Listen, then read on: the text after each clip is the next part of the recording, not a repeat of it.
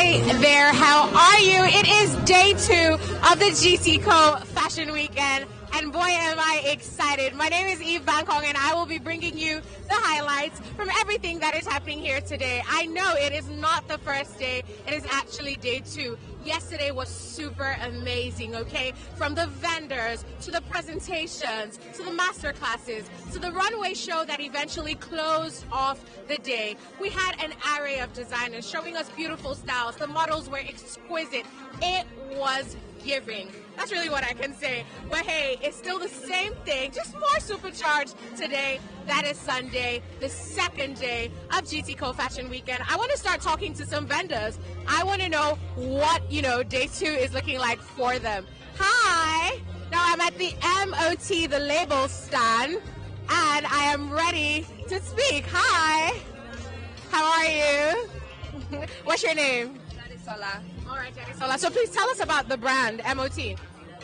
Great, thank you for stopping by our booth, and I hope you would look through when we're done with this conversation. So MOT is a ready-to-wear women's wear brand based in Lagos, and we ship worldwide. We have customers across the world, and what we really, seek to offer is, quality, affordable, functional statement fashion. And we have a store in VI, we have a showroom in VI, we have an e-commerce website as well. And we have really easy pieces you can pull off the rack, you can order online. And what we do is we really focus on black and brown women's body types. So we offer alterations, we offer customization, and we have a lot of designs to pick from. So different body types, There's something for everybody. There's something for everybody, yeah. I love that. I mean, so it's day 2. You were here yesterday. How has it been for you so far? It's been a great experience. I mean, we had a lot of people at our booth, and we're also offering a lot of discounts, sales. So, we have giveaways. What are we looking at? I mean, we actually curated pieces especially for this event. Oh. Affordable, discounted prices for this event, pieces you wouldn't see on our website. So, I mean, everyone should come shop. Can I see any of those pieces? Yeah, Okay, please show me. Oh, I like this. So what is that called? This is our Bella dress. It's one of our best sellers. I mean, we have it in different fabrics, different colors, but this is a lightweight version, for example, that you wouldn't typically see on our website. So this was specially made for this event. And I need to get me one then. You do. So we have enough that we made. Okay.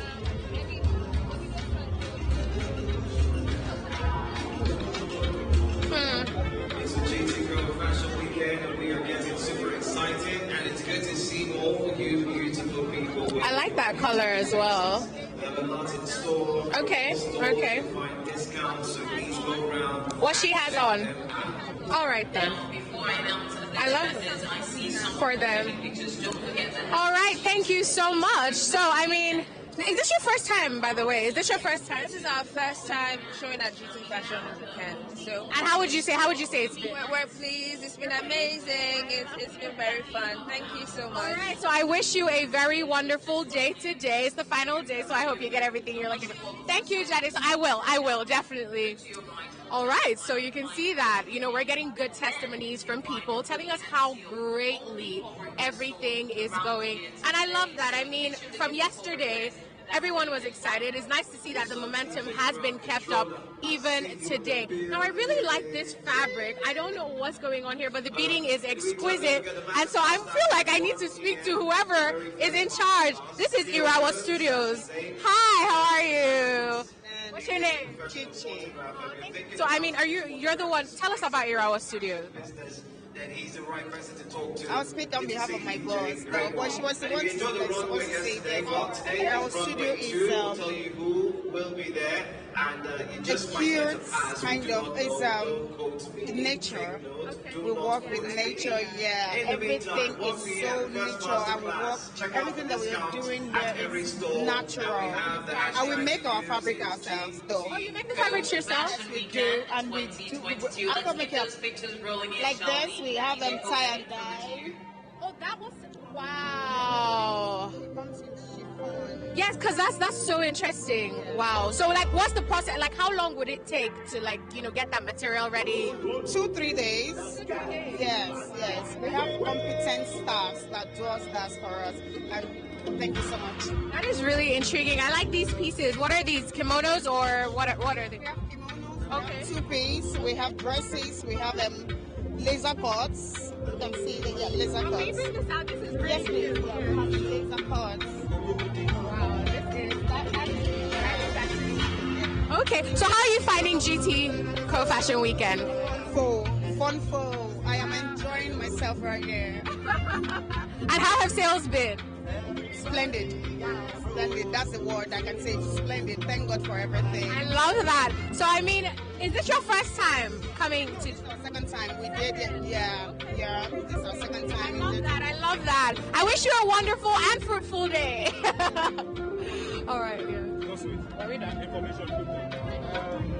So we want you to read all the lineup for today. It doesn't mind you holding your phone. While we wait for So just then we can continue. But I'm blind. That's why I needed that thing. Okay. Yeah. I want to come here to this one. Yes. Okay, I guess. Yeah, so let's not come to me. Let's be in position. Okay, so let's just turn around. Are you ready? Because wait, before the camera cuts. Okay, all right. Hi, so I'm here with Joey of. We need to see it. So tell us about the brand. So Owama is a resort wear, loungewear brand, and we cater to women of all ages. Our most popular dress is this Rina dress, and yes, thank you. So we do kaftans, we do dresses, we do tops, we do sets, like this one I'm wearing now. So we have different colors of it. So yeah, so that's really what we're about. We're on Instagram at Owama Official. Our website is www.shopowama.com. And we're also at Ikoyi on 12 Glover Road at Ikoyi. So you can come by to our store and try on a lot of pieces. I love that. So, I mean, is this your first time at GT Co-Fashion Weekend? Yes, and we're so excited and lucky to be selected. So yeah, we're so grateful to GT Bank for the opportunity. I mean, yesterday was the first day. How was that in terms of sales, visibility, all of that? How did that go? Yeah, it was awesome. Like we had a target and we did 10-4 of that target. 10-4 of that target. So it was awesome. We got to meet a lot of new customers, and we also were able to network with them and also just give them directions on where to find us. And yeah, so it was awesome. So what are you hoping for from today? Times 10, obviously. Like yesterday we did times 4, today has to be times 10. Yeah. I love that for you. Thank you so much, and I'm so happy you're having a great time here. All right, guys. So you know what? I just want to really go out. Oh, wait, I'm coming. I just saw something I like. No, we need to do it.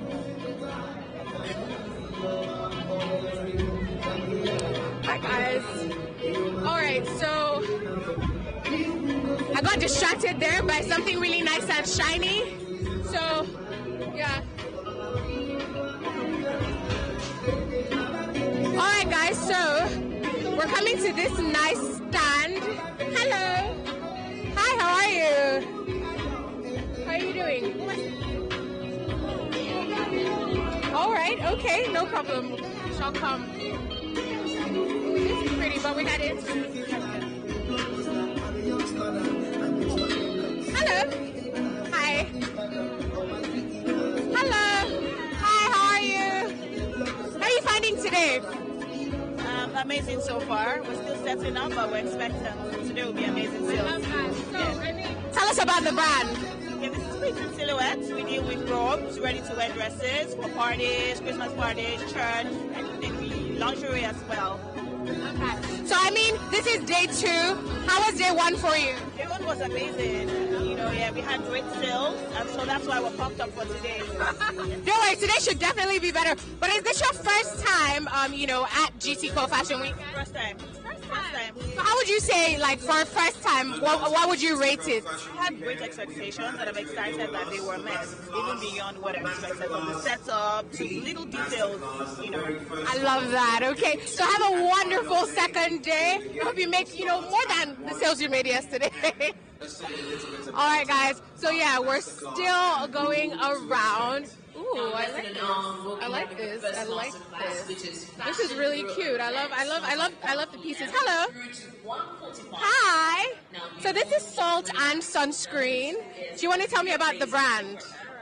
So Salt and Sunscreen is a swimwear brand. So we have basically resort wear as well as swimsuit. So we have for both the men's collection as well as the women's collection. For example, this right here is our men's collection in blue abstract shirt and short. And we also have the resort wear, the knit care mesh dress in orange floral. Yes, thank you.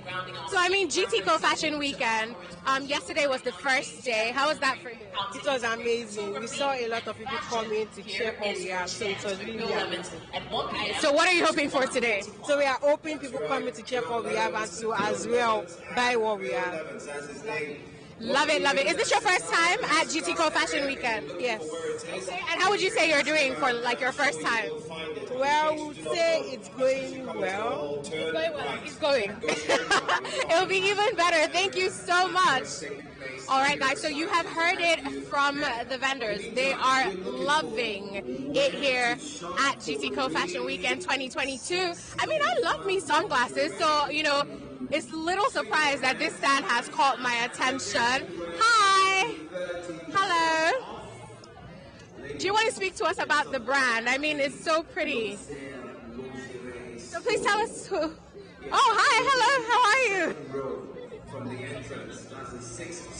Hi. What's your name?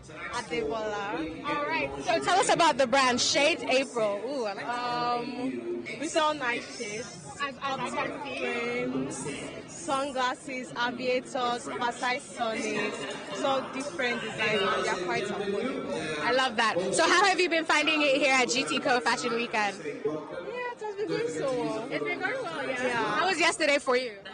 Good. It was smooth. So what are you hoping for from today? More sales. More sales, Yeah. I love it. I love that for you. All right, have a wonderful day. So guys, we have a lot that is lined up for today. Just like yesterday, it's not going to be any different, only better, okay? We're not switching anything up. We're just making it so much better for you, okay? Hello. Ewa Cosmetics, hi. Please talk to me about the brand. Okay, we are a brand. We make our products in America and we ship them down here. Yes. So how long has this been in existence? but the female makers, the Ewa Cosmetics, have been here for like 10 years. But we have Then the male, we have Ewa for men now. That's going to 2 years. So there's a men's line now. That is exciting. Please yes, please. Oh, wow. So, male grooming stuff. I love it. I love it. So when was this established? Over a year ago, going to 2 years for men cosmetics. So we have. Oh, wow.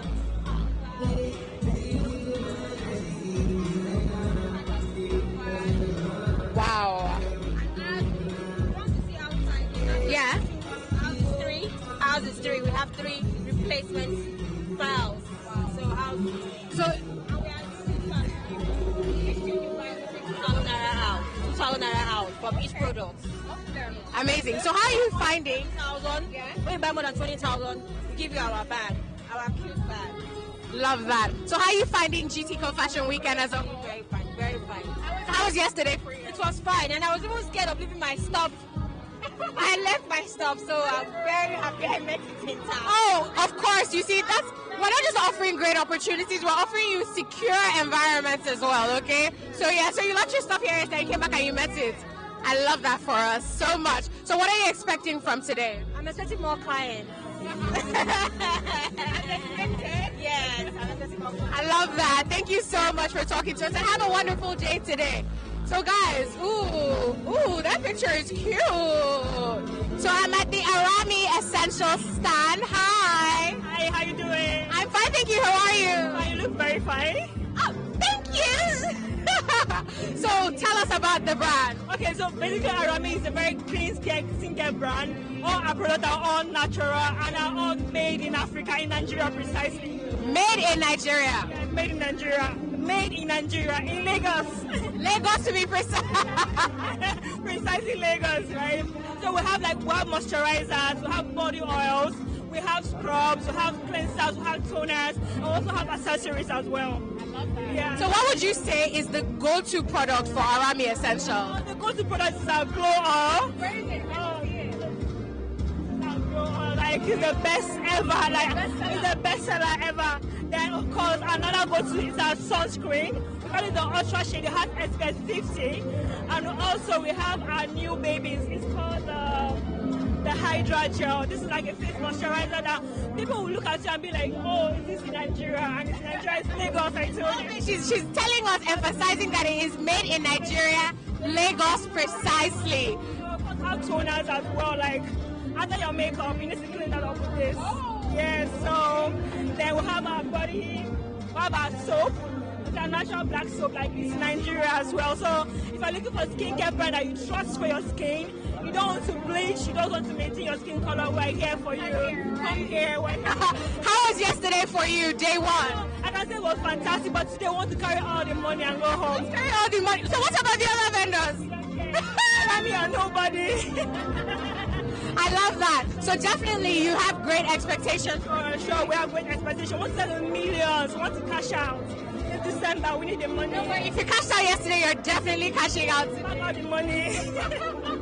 No wahala. So obviously you have vendors like Arami that want to bag all the money and leave nothing else for anyone. I'm at Fab Slim Talks. Hi, how are you?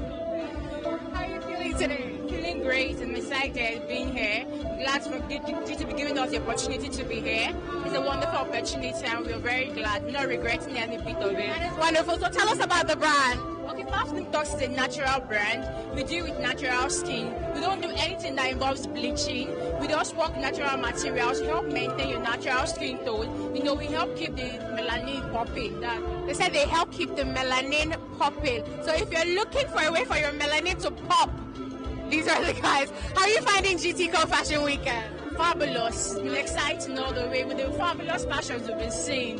Wow, like I've been excited. Like I'm so happy. And then I mean, in terms of sales and visibility, what was yesterday like for you? Oh, it was very good. The turnout was great. We were very, very excited. Everything was going well. Everything went well. What's the assortment of products so we know what exactly? What is this? Okay, this is a scrub. It helps exfoliate the skin, takes off dead cells, and gives you this natural glow. Then this is the glow soap. Also, takes out 3 times dirt in a regular soap. It's very wonderful. Then this is the body butter. It's very good for dark skins. Very good. Help maintain your skin. Nothing tamper with your skin. Right, this skin therapy helps treat skin irritation, acne-prone skin. Very fabulous. Wonderful. Then this Revive Me help brighten up your skin naturally. It's very good for any complexion. It doesn't tamper with your natural skin tone. I love that. So what are your expectations for today? We're expecting fun, excitement, and everything. All the fashions we've been seeing and lots of sales. Like, we're very excited. Thank you. Thank you so much.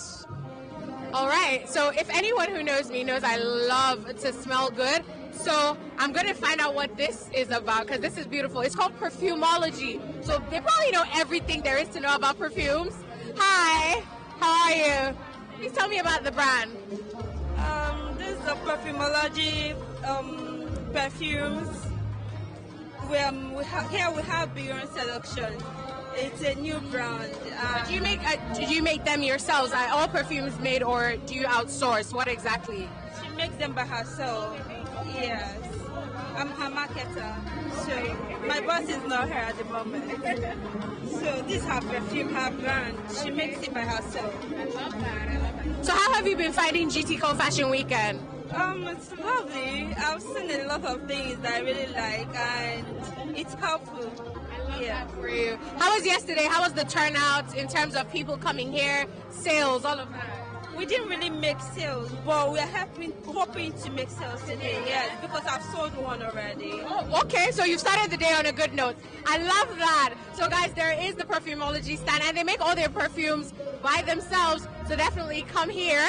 This is a brand that I shop personally, so I'm very happy to be here. Hi! I'm at the Bell Store stand, guys. Nice to see you in person too. Hi, how is it? How you doing? Fine, thank you. You look amazing. So now let's talk about the brand. I mean, I know about the brand, but you know, for everyone who is watching, let's talk about the Bell Store. Tell us about the Bell Store. So the Bell Store is a hair extensions company that deals in various lace systems and wigs. And one thing we're about is providing variety, because we believe women should be able to express themselves in different colors without damaging their natural hair, because of the kind of hair you find in this part of the world especially. So that's why we always bring about wigs in different textures and colors, like you can see, just to ensure that women have those options. We don't want women to be restricted anymore by the hair they have. So in terms of like sourcing like material, you know, what's your process like? Okay, so we deal in imported bundles. So our process is about importing it and converting it. So we manufacture in Nigeria, but the raw materials come outside Nigeria. We have trained stylists, colorists, and we have other admin staff like quality control people to ensure that the quality of what we produce is the standard, international standard, because we also work with clients outside Nigeria. I love that. I love that. So, I mean, GTCO Fashion Weekend, today is day 2. How was yesterday for you? Yesterday was amazing. It was amazing. We met so many beautiful people. We had new clients. I mean, we actually realized that there's a lot of awareness this event has brought to our brand. And we're so happy to meet the beautiful people and, you know, even potential clients that hope to, you know, patronize in the future. I mean, what are you hoping for from today? Today, the final day, we are not so happy that it's coming to an end, but I mean, so we're hoping for more sales, more opportunities, and more awareness for the brand. Yeah. So much. All right, guys. So this has been me talking to the Bell Store. You can see they're very wonderful. I love that hair color, by the way. So pretty. All right, guys. So we have gone from skincare to hair, and now we're here at makeup. We're at the MAC stand. Hello. Hi.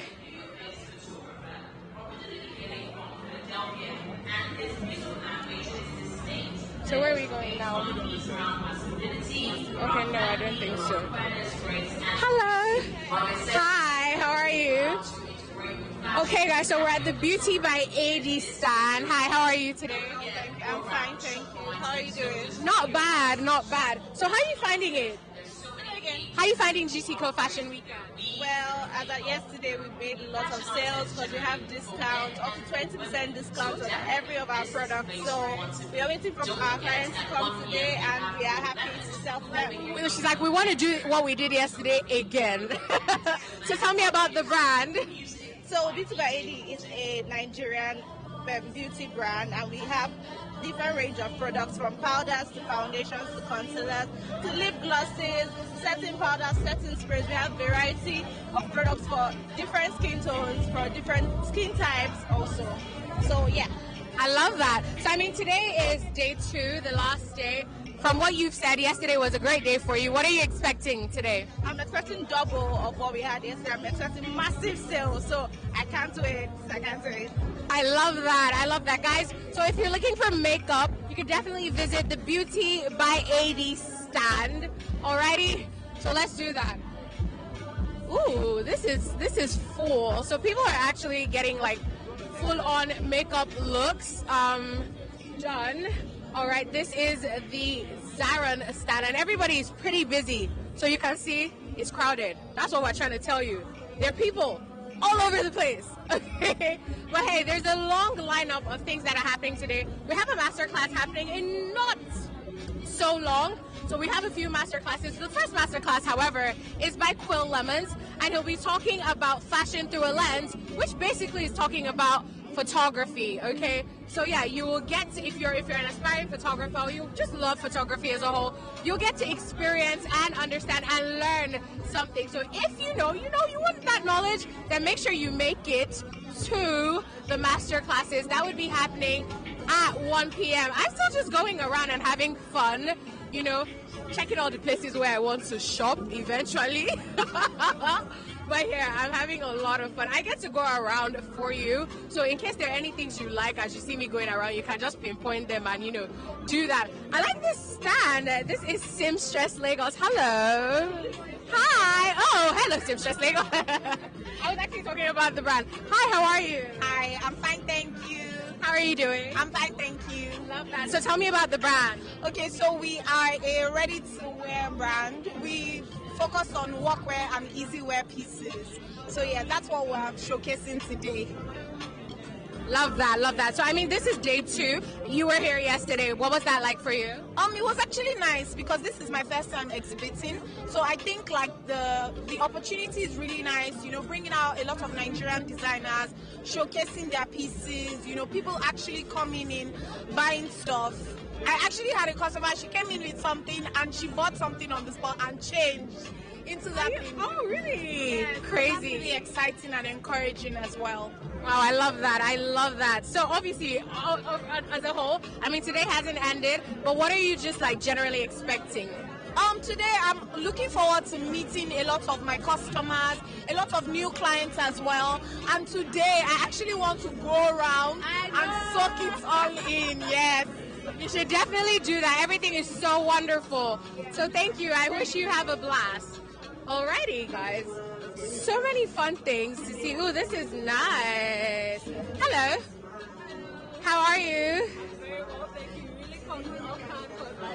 Don't worry, you do not. I'm literally just doing my thing, so you do that as well. Hi, what's your name? My name is Safia. Please tell us about the brand. Okay, my brand is Afro King and Queen. It's a brand that infuses African fashion with Western fashion. So we make everything from head to toe, including the wig I'm wearing. Including the wig! So from the wig to the head wraps to the clothes, the chains, we make shirts, pants, even the slippers you can see there. So everything from head to toe. I think we should call ourselves head to toe. Yeah, I mean, Afro King and Queen, and you're really embodying that. I love that. So, I mean, it's day 2. How was day 1 for you? Day 1 was a success. Like, I went back home and I'm like, okay, I'm grateful I did this. I'm really grateful. I'm happy you did it. I'm so happy I did it because you know how people think, oh, it's GT, you won't have like the chance to get in. And I'm like, what do you mean I won't have the chance? I'm going to try it. And I'm getting, like, the feedbacks I got yesterday, the sales I made yesterday, they were pretty impressive. The whole arena was good. I mean, considering that you had such a first great day, what are you expecting for today? Today, I expect nothing less. Nothing less. The best of the best. Everything is going to go in. Like, I'm sold out today already. Like, you can't. It's the energy for me. It's the energy. You can't see all of this here because they're sold. They're sold. Love it. Thank you so much. I really hope you have a wonderful day. Guys, I mean, I'm so excited. Just the energy. The energy is just so infectious, okay? And that is what we're trying to do here. Hello. So this is obviously a sportswear brand. Hi, hello. Hi, how are you? Could you tell me about this brand? Tell me about the brand. Okay, yeah, so what we sell, this is Everest Sports Store, and what we sell are sporting goods. Obviously, we're at the GT Bank Fashion Week, and we are very excited to be here. We've had a lot of sales yesterday. Yeah, so we have stuff for men and women. We sell authentic player fashion jerseys, football club jerseys. We sell gym and training wears as well. As you can see, also we also have original football boots and running shoes and trainers as well. Wonderful. So how did you find yesterday? You said you made a lot of sales? Yes, we made sales, but we are hoping today will be better than... Yeah. Definitely, definitely. Is this your first time at GTCO Fashion Week? Actually, yes, this is my first time, and I'm quite impressed, I must say. I love that, I love that. So hopefully today is much better than yesterday was. Thank you. Quick interview. I think quick interview with information. So we do the bridal. We've done that. Okay, I did it for Daddy. So you guys can So we do the bridal, then okay. Okay. you guys. Ooh, hello.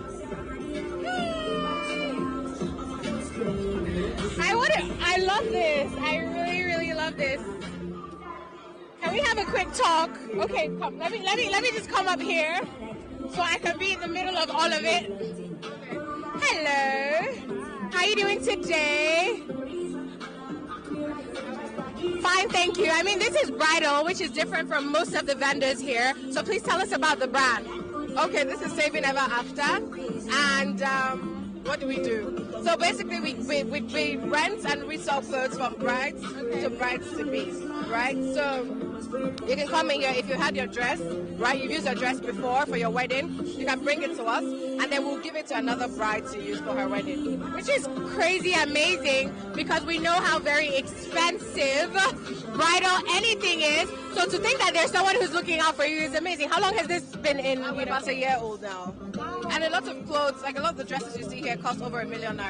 But then they're going for like 150,000, 200,000. Yeah. Lovely. So I mean, how has GCCO Fashion Weekend been for you so far? It's been good. It's been good because bridal dresses are not instant decisions. Like people come here and they're like, oh my God, this is available. I didn't know this was available. And then they can now get it. And in fact, we made our sale today. I was like, oh my God, I wasn't expecting to make any. Are you serious? I love that. I love that. Okay, wonderful. So what are you expecting for today?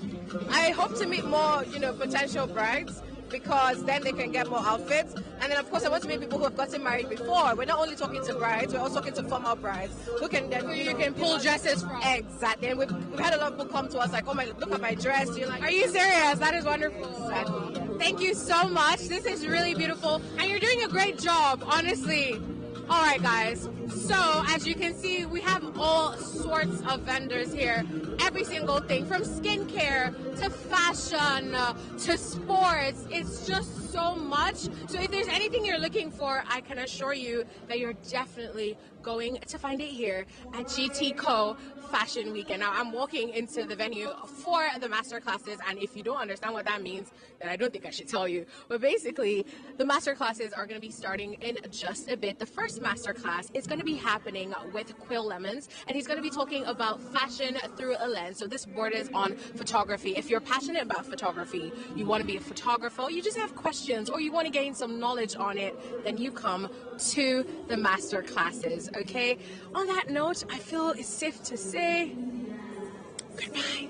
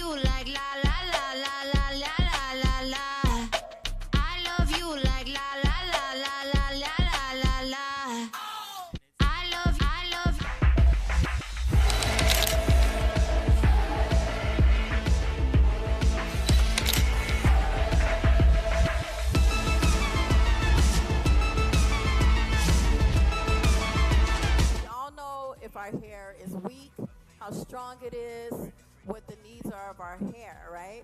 So if your hair is weak, why would you put bleach on it? You can actually achieve a lighter color without using bleach. And if I were you, I would test it in an area that if I don't like it, no one will see it. So like the back. Yes. And then if it's cute, then you can go back the next day, or the next week, I should say, and go ahead and apply the color. On a much more close-to-home level, the Internet of Things is being embedded into everyday objects. Connecting technologies like QR and NFC are being used to give a digital identity from everything from handbags to blouses. The moral of the story with the Internet of Things is that in the near future, our clothing will be able to tell us its origin story, who made it, how to take care of it, where to resell it when you're done with it, and so on. On a much more close-to-home level, the Internet of Things is being embedded into everyday objects. Connecting technologies like QR and NFC are being used to give a digital identity from everything from handbags to blouses. The moral of the story with the Internet of Things is that in the one, don't give up your dream. That's the key. Don't ever give up. And number two, always have a plan A, plan B, plan C, and plan D. A lot of designers that come to work for my company and they have a plan A, I'm gonna work here, and then I'm gonna have my own store, I'm gonna have my own designs, it may not be in 6 months, it may not be in 1 year, it may not be in 6 years. Don't give up, but always have a doesn't really come from the fact that I love sneakers, but it really comes from purpose and wanting to do something that I'm passionate in to help other people. When I think about community, I think that it's something that you have to truly be a part of. So when I had the opportunity to design some football uniforms for a Pee-wee,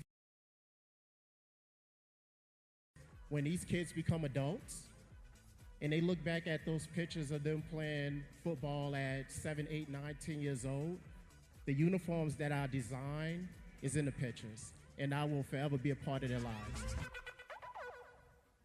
Wanting to be a sneaker designer doesn't really come from the fact that I love sneakers, but it really comes from purpose and wanting to do something that I'm passionate in to help other people. When I think about community, I think that it's...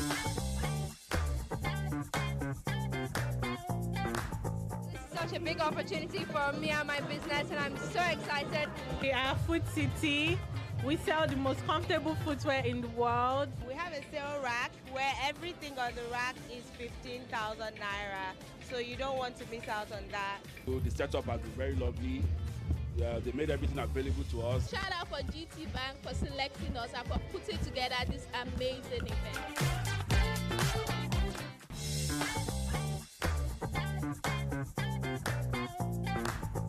Such a big opportunity for me. I love you like la la la la la la la la. I love you like la la la la la la la. I love you like la la la la la la la la. I love you like la la la la la la la la. I love you like la la la la la la la la.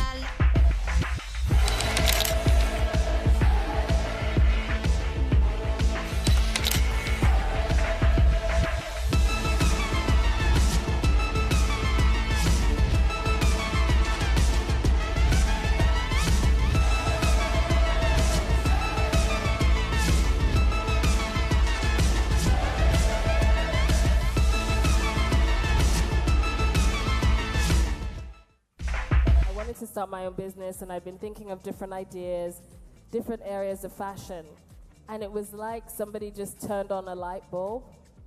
And I remember thinking, I can never find a nude bra. And so I started looking online, and I started Googling and searching, and I was like, nobody makes brown bras that work for black women or women with any melanin. And it was like, I was like, that's it. That's what I'm gonna do. So I said, okay, if I know I need to make a bra, I need to find a manufacturer, I need to figure out the colors, I need to find a website developer, all those little things. I broke everything down into the tiniest steps possible. And every day I would just do one step after the other until a year and a half later we were launching. I wanted to start my own business, and I've been thinking of different ideas, different areas of fashion. And it was like somebody just turned on a light bulb. And I remember thinking, I can never find... We all know if our hair is weak, how strong it is, what the needs are of our hair, right? So if your hair is weak, why would you put bleach on it? You can actually achieve a lighter color without using bleach. And if I were you, I would test it in an area that if I don't like it, no one will see it. So like the back. Yes. And then if it's cute, then you can go back the next day, or the next week, I should say, and go ahead and apply the color. We all know if our hair is weak, how strong it is, what the needs are of our hair, right? So if your hair is weak, why would you put bleach on it? You can actually achieve a On a much more close-to-home level, the Internet of Things is being embedded into everyday objects, connecting technologies like QR and NFC are being used to give a digital identity from everything. Number one, don't give up your dream. That's the key. Don't ever give up. And number two, always have a plan A, plan B, plan C, and plan D. A lot of designers that come to work for my company, and they have a plan A. I'm gonna work here, and then I'm gonna have my own store. I'm gonna have my own designs. It may not be in 6 months. It may not be in 1 year. It may not be in 6 years. Don't give up, but always have a backup plan. Number one, don't give up your dream. That's the key. Don't ever give up. And number two, always have a plan A, plan B, plan C, and plan D. A lot of designers that come... Wanting to be a... from the fact that I love sneakers, but it really comes from purpose and wanting to do something that I'm passionate in to help. GTCO Fashion Weekend. My name is Eve Van Kong, and I'm bringing you all the highlights. So I'm going to walk you through just everything that we have planned for today. In a few minutes, though, the first masterclass will be starting. Let me tell you about other things that are going to be going on today. So in terms of presentations, yes, we have about 3 designers who will be presenting today. We've got Kadiju, we've got Kanan Faye, and we've got Urire. Now, talking about the runway, which I know is literally the master attraction that everyone is coming for. So we've got Nkwo first. There's Pepero. I like that one. There's Loza Malembo. I hope I'm not butchering this name. There's Itwen Basi. There's Rich Nisi. There's Hoshan Zhang. And there's Romeo Hunt, and all of these will be happening at about 7 p.m. But right now, what we're waiting for is the first masterclass, which is going to be by Quill Lemons, and he'll be talking about the future of photography, followed by Mariel Bobo. There's Alice Temperley, there is Mila Thomas, there's going to be Dapper Dad, and there's Antoine Gregory. But the first one right now is by Quill Lemons, so that's going to be happening in just a few minutes. You can see it's already getting packed. So if you're not here, make your way here, for you will not find any spaces to sit. It is still a GTCO Fashion Weekend 2022, and we are having a blast and a fun time. I want to go attend these master classes. You should as well. I'll be back in a bit.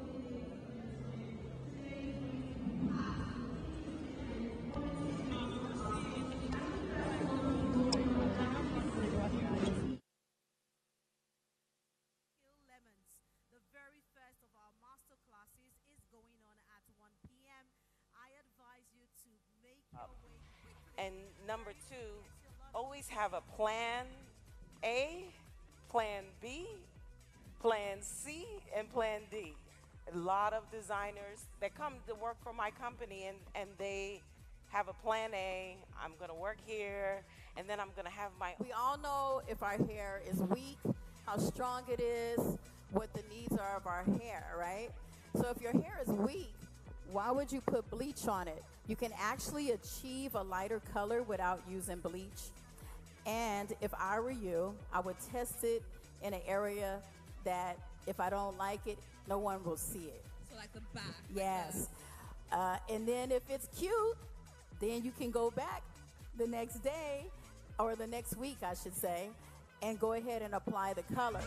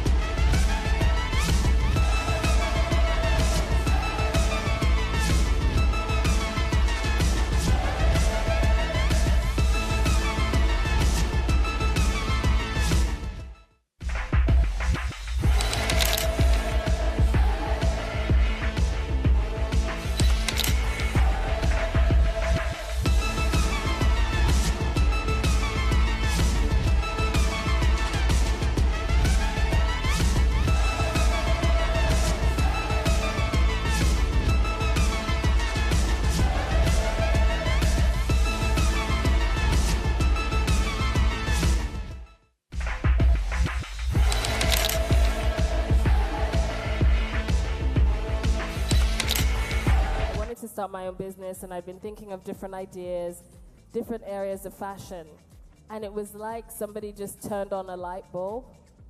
And I remember thinking, I can never find a nude bra. And so I started looking online, And I started Googling and searching, and I was like, nobody makes brown bras that work for black women or women with any melanin. And it was like, I was like, that's it. That's what I'm gonna do. So I said, okay, if I know I need to make a bra, I need to find a manufacturer, I need to figure out the colors. We all know if our hair is weak, how strong it is, what the needs are of our hair, right? So if your hair is weak, why would you put bleach on it? You can actually achieve a lighter color without using bleach.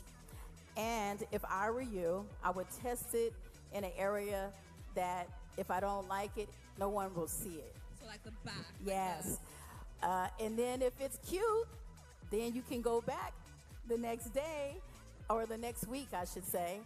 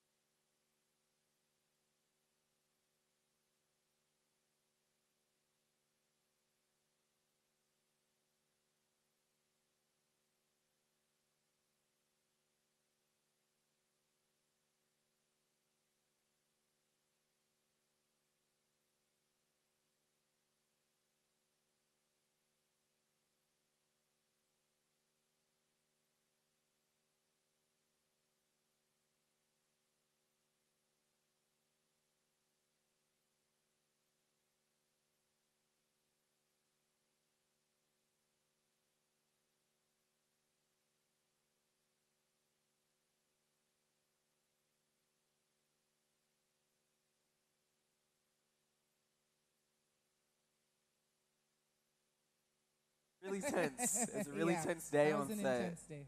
And she was so sweet, and we just kind of like to shoot one of the most famous people on the planet, and for it to feel like I'm just hanging out was like kind of surreal, but at the same time so like gratifying to know that like, okay, we're doing something right. And then when it came out, it was probably one of the like the highest circulated and selling covers of Vanity Fair, and I was like, shit, okay, we're really doing this thing. And I was like 2 years ago now, and it's like, okay, now we're really in the thick of it, and now I feel like I have so much more room to play with my images, and like, I ain't really gotta ask nobody for no opinion or nothing. I'm like, I did that. Well, look and at I was that. like, no more imposter syndrome when I No started getting more these things under my imposter. belt. And I was, Yeah, because you're it. You're doing it and Yeah. you're living it. I want to talk a little bit about that imposter syndrome. I think it's something a lot of us in the room might be able to identify with when you're, when you're in your space and you're working, and you feel like maybe who it is you're trying to be isn't who you are just yet, and you're working on it. And do you say that you still have that a bit, or has it's gone? And nah, it kind of all started fading away as I got older and started to really understand myself. Yeah. And understand that there's probably no one like me. Yeah. And really like stepping into a sense of purpose, but also just like, I don't know, I turned 25 this year, and I think that's just like a really big difference. That's my, so 25 is my football age. That's what's up. 25 is youthful. But I also feel like imposter syndrome comes in waves, because it's like you never, like I walk into a lot of rooms and I'm like the youngest person in the room. Yeah. Or I'm the blackest person in the room, and it's like, I don't, that's probably not going, that's going to. Does that bother you? It used to, because it used to feel so isolating, but I now think I find so much power in like being me. And I also don't want to be the only black person in the room. When I get into rooms, if I'm the only black person there, I'm like trying to open them doors. I'm like, we cannot just be me here. I'm bored. I'm like, I can't even be understood or like have conversations that like only black people could really know. And like in those, I just started advocating for more people to be in the room that look like me. And I was like, you can't feel alone when you bring your niggas into the room. When you have other people with you. Yeah. And also being the youngest in the space, do you feel like your ideas are heard? Like, is there more of, in the world that you work in, are there more listening ears for the youth, or the youth look down on like, look at these young kids, they don't know anything, let's not give them space? Like, are you fighting for your place, or are they pretty much just giving you space to grow and continue? Is it a bit of a struggle? It's both. It Okay. depends. Depends on the room. It depends on the person. Okay. I find people that kind of scoff at the youth to be a little bit naive and a little bit Naive, like you gotta let that shit go. You gotta let it go. Yeah, Because yeah. I'm like, if you want to keep pushing things forward, you gotta keep looking to people that are younger than you that come with a whole different perspective. Yeah. And when I enter a room and if it is like that, I'm just gonna like hold on to my opinion and stand firm in that. Right. Because I just know what I'm talking about, and I know that it has value. And I think that to any other young person is just like, know that your ideas are just equally as important as anybody that's older than you. That's true. Very true. So yeah. All right. So do you have mentors or friends? Well, okay, obviously you have friends in the industry, but who are like the people that are your tribe in this world of fashion and art and photography? Any names that would know? Who are some of your friends? I mean, my friends are in the crowd with me right here. They're Hi, like friends. they came with me. Some of them are speaking today. Okay. I think that as you just go through life, you start finding people that have a lot more, like a lot. And then I feel like life has a way of just bringing them back into your life in like some of the strangest ways. Yeah. Is it like you have friends within the industry you work in, or do you have more friends that are not in this industry at all? Like, do you have a good time finding relationships with people in the industry? Both. Both? I found a lot of love more so traveling abroad than I have Okay. in America. But then at the same time, like I feel like I have such a tight knit circle in America that it's Okay. like I don't know. I make friends everywhere I go. Okay, so you do travel a lot, right? Yeah. This is your first time in Lagos, though. Yeah, it's first time. All right, can we give him a high five or a round of applause for being in Lagos, first time, post-COVID? Yeah. We're going to try to get you to try some jollof rice in the VIP Oh, it's room. amazing. I've had some. Oh, you've had some yeah, already. It's really good. That's what's up. How'd you like it? I never thought I would be in Africa. I never, like, that's like... Really? Not so soon. Okay. I thought I was going to have to wait maybe until, like, 30, 40 to really make a trek over here. So it's really, really, like, an eye-opening experience, and also just, like, so nice to look out into a crowd and see nothing but people that look like me. Everywhere, in every nook and cranny of on the the city. plane. Yeah. I was like, ain't no white people on this plane. It was like two. Yeah, it's the real chocolate country. Yeah. So you're 25 now. You're 7 years into your professional career. Yeah. Your career could span for a really long time. Are there any other interests that you have? Do you see yourself pivoting or deviating into different areas of the industry, and what could those be? Oh, completely. I think over the past year, I started to tap in a little bit into fashion and design. So I designed a collection that'll be out next spring. Ooh, you designed.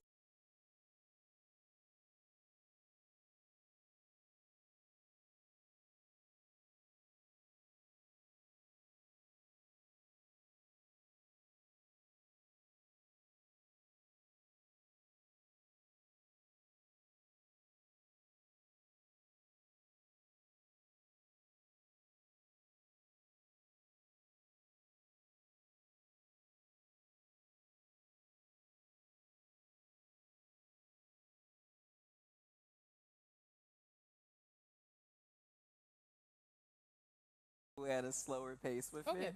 Okay. But there are times where like I can do like 6 shoots in a month, and then there's times where I'm doing like 1 shoot, and it just depends on. Right now, I'm saying no to a lot of things, which is like such a great place to be in as like someone who is freelance. When you're big, you're big. Yeah, you said it, not me. I'm just doing what I love. Yeah. Yeah. That's cool. Well, I'm not sure how much time we have left, but if a timekeeper can get back to me. If you guys have any questions, just start thinking about them. We're going to get to you very soon. What is your favorite food? My favorite food. Probably depends on the season. Because like if it's hot outside, I'm probably eating a little bit lighter. So I would say something probably like a salad. But if it's colder, I'm going a lot heavier, and I'm probably gonna do something like a steak. Okay. I asked that because food photography is also a thing. Is that something that you delve into? Outside of my Instagram, probably not. No? Like I'm like quick on like my story. I'll like show you when I'm eating, but So only real life moving black people and things.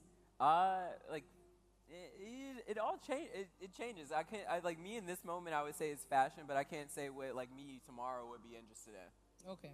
So who knows? Okay.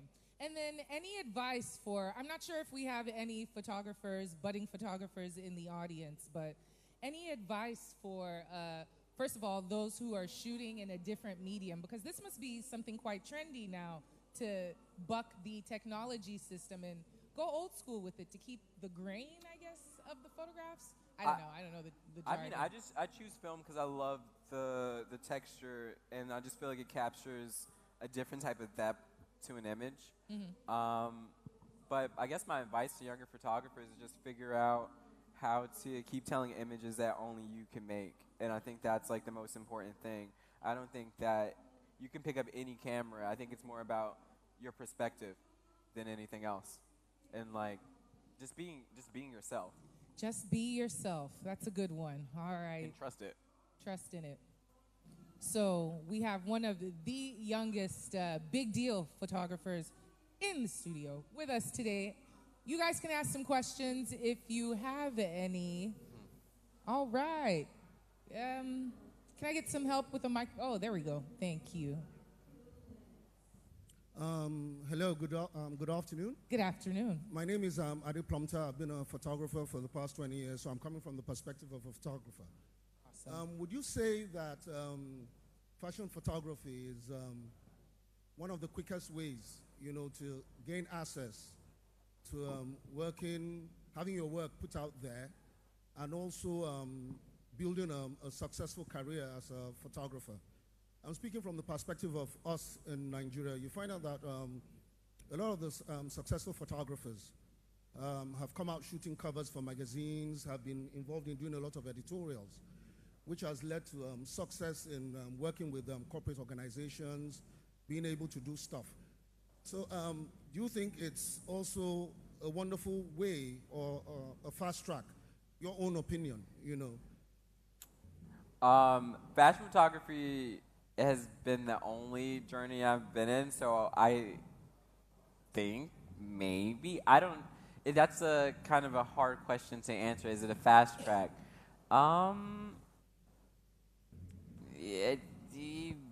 Possibly. All types of photography depends on what you want to do and how you're sharing it, I guess. Fast track is kind of hard because I feel like I've been doing this shit forever. So I honestly feel like, 7 years professionally, but 25 years of just figuring out how to make a good image. So how to become successful at something,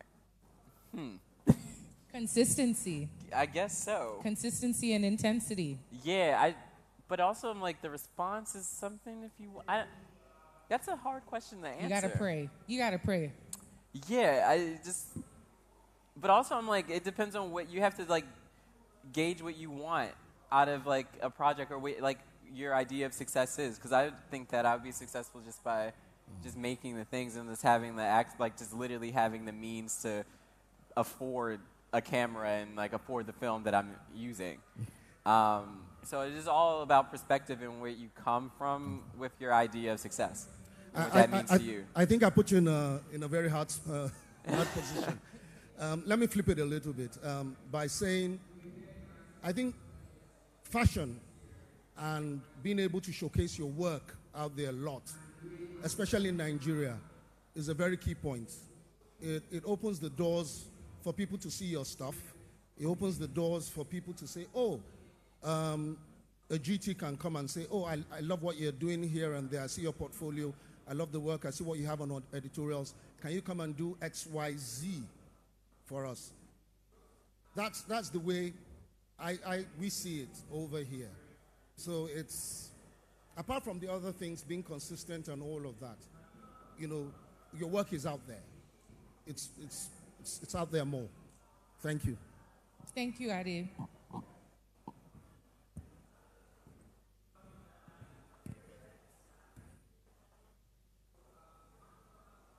Hi, I'm Zipporah Coleman, and I have 2 questions. Sure. Sorry, love, you might have to speak just a little louder. These guys in the radio booth are trying to show us out, so we gotta show them out. Just a little louder. Okay. Hi, Quill. How are you? I'm What's your fine. name? I'm Zipporah Coleman. Okay, I have 2 questions. All right, the first one is, what's your challenge in photography and how do you deal with it? Wait, one more time. What's your challenge, if you have any, and how do you deal with it? In photography, what's the challenge you have? I fight a lot to keep shooting in film. A lot of people want me to shoot digitally just so they can see it. In film, you can't see until it's developed. And so I'm on set a lot of times with clients who don't understand film at all, who've started their career interfacing with digital photography. And I'm like, I pull out a camera where you can't immediately see an image. And so I just fight a lot with just trust and just calm down, you'll see this image in about a day. And then we make selects. So I think that's my biggest battle with going into a job is just I shoot film. And they're like, okay. And then we get on set and they're like, I want to see something. And I'm like, what do you mean? And so that's my biggest battle these days. But And not really a battle because I like get through. Okay, the second is, the internet is a very broad space, right? So how do you attract the right kind of audience that suits the kind of photography you do? That's a great question. I don't understand that algorithm at all. In a way of, I generally have, like, the fan base for my photography has just come and found me. When I say I literally just post and I just, like, throw my phone or, like, it just kind of touch and go. Like, to curate a fan base has literally just been me on the internet. I feel like I was raised on the internet, so there's, like, certain language that I get, like, that just comes, like, really intuitively when it comes to, like, posting or, like, even using, like, I, like, only understood this when, like, talking to someone who was probably, like, maybe 10 years older than me when they don't know how to, like, write a caption in, like, the right tone or the right voice. And it's like, you're kind of, every time you're posting on the internet, you're speaking like you're standing on a soapbox and speaking to masses, even if no one is listening or you don't have a large following. And I feel like when I'm posting, it's like, I like literally am like standing up on a soapbox in the middle and being like, I did this, here you go. And then if people hear me say that, I don't know. But then somehow we got here. I'm still trying to understand the internet just as much as everybody else is, and like I'm always just like, when I find like I have people that know my work in other countries, I'm just like, how on earth did we get images to circulate through that big of a internet? But then I had to like expand my mind to understand that the internet is literally touching every part of the world and not just in the US. All right, thank you. I love you, Cool. Thank you.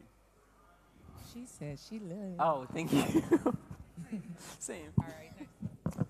Hi, Cool. My name is Tito. You like get into rooms where it's people that look like you and you're very few, and now you're trying to, make space for other people to come in the room as you. So I guess my question is about collaboration. Yeah. Have you looked at any Nigerian creatives? Are you looking to collaborate with any of them? And if so, what kind of creatives are you looking at? And how would you work with any of them? Well, my entire process editorially it's a giant conversation from like hair, makeup, set design. I'm always like on set, I'm talking to everybody because I'm like, each person I wouldn't choose to work with you if I didn't value your opinion, and I also love what you do. So I like really get deep into figuring out what the person is about, and like also I just want to make their work shine just as much as mine. And I think they have as much authorship over the image as me. Even though I'm the one pressing the button, they equally have a hand in making the image just as beautiful. So I think we all need to be talking and like making decisions, and like I'll be like, okay, let's tweak this, and like how do we just keep pushing each other? It's like knives sharpening knives on set. Yeah, and how I choose people is just if I like what you're doing, and I think if it makes sense for the job. Okay, fair enough. So have you looked at any of the creatives here? And are you looking to collaborate with anyone? I don't know if I have time in this trip, but I have been like starting to explore through like the Instagram to like really start figuring out like if I was to do a shoot here, what would that look like and who I could work with. And it takes me a little second to like really get grounded in a space, and Nigeria is still really new. So I'm like still like figuring out like the scene here, and like, but as soon Don't as worry, I do, we'll show him the scene. We'll show him the scene. Thank you. To the lady, in the back who. Hello again. Hi. So just to say, Nigeria is not new. We have a lot of diverse cultures here, beautiful landscape. So you should try looking into Nigeria pretty soon. No, I love. Wait, also you guys have like. I think that you guys are only going to use black Nigerian and black people in your ads. So I'm like, I love that. Nice. That was like once I saw that, I immediately started reposting it, and I'm like talking to my agent. I'm like, how do I get out here and start working? Yeah. Okay, so my first question is, shooting with a technology that's decades of years old, what was really your interest as a child? What did you really see? What got you thinking about using cameras like that? I mean, you have to shoot with a film and then develop. That's the first question. Then the second question is, in your space where you have to think outside the box using a film to shoot, what were your challenges? Did your mom ever think that you were crazy? Sorry. Did she think that, oh boy, what do you think you're doing? You're shooting with a technology that is very old. Why not just shoot with a current technology, a camera that everyone can see immediately you shoot the film? So, when you answer that question, then the third one is, how do you encourage people like you who are doing something unique that people think that they are just being unrealistic, fantasizing about things that people haven't done probably in a very long time, or it's just new to social media, new to people? How do you encourage people like that? Because I know that maybe I'm thinking at some point in your life, starting at 17, you probably felt like giving up.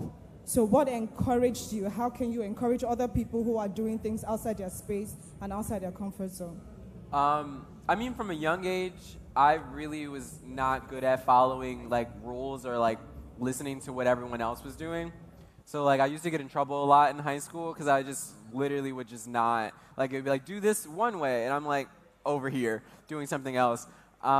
So I don't know if I ever really paid attention to what somebody else was telling me I needed to do at all. And then when it comes to my choice for shooting in film, it just makes me slow down and really compose an image, and think about everything that's happening within it. And then when it comes to making an edit, when you're shooting in film, there's 10 shots on each roll. So it's a smaller number, and it's just easier to sort through what are the best shots. And then I'm already thinking about that while I'm shooting. So it's a limited number, and in that limit, I feel like it makes my brain work even harder when it comes to composition. And then you had a second question in there that I'm what did my mom say? My family has, for a long time in my career, have not really, to this day, my grandmother asked me when am I going to get a real job? And when am I going to use my degree to do work? And I'm just I kind of am doing it, and she's still to this day kind of is I'll go home and she's trying to pass me money, or she's here you go, well, you're artists, so you need this. Old folks, these old folks, that's how they be. But yeah. Quill, I am so sorry. Well, I could literally sit up here talking to you all day. Same. We're going to continue this conversation backstage. Sorry, you guys, but our time is up. Thank you so much for joining us this afternoon. I'm going to leave Quill with the last. If you got any last couple of things to say to our wonderful audience. No, thank you guys for coming out to hear me speak. I never thought that I'd be sitting in front of this many people in Nigeria, and you guys know what I do and asking so many questions. It's such an honor to be here. Thank you. It's great to have you. Thank you. Thank you, guys. Such a great audience. The next masterclass will be coming up shortly. Can we make Quill feel some more love, Lagos? Thank you so much, Quill Lemons. A quick photograph. Earlier, I wasn't sure if it was Kill or Quill, so I kind of just stayed in between. I was like, Kill. Just, But I guess Howard's clarified that. So it's Quill, not Kill. That's right, Quill? It's Quill, right? Got it. Awesome. All right, guys, so we're going to have the next masterclass at 2 p.m., and that's in about 13 minutes. If you want to attend that masterclass, if you're interested in that, you don't have to leave. You can just remain on your seat. But this might be a good time if you want to quickly grab something before the masterclass starts. You can do that now. But if you're not interested in this masterclass, it's okay for you to leave. The next masterclass will be by Marielle Bobo. and she will be talking about changing the landscape of editorial imagery. And Marielle is a publishing industry veteran. She currently holds a dual role as editor-in-chief and senior vice president programming at Ebony Media. So for those of you who are interested in fashion publication and all of that, and editorials and that sort of thing, fashion journalism, those who are interested in that will definitely find the next masterclass very insightful. Okay, so in exactly 12 minutes now, the second masterclass with Marielle Bobo will start. Thank you. Thank you so much. Shop the limited edition pieces that are on sale and get 10% discount on all items purchased and more. Let me say that again. You get 10% discount.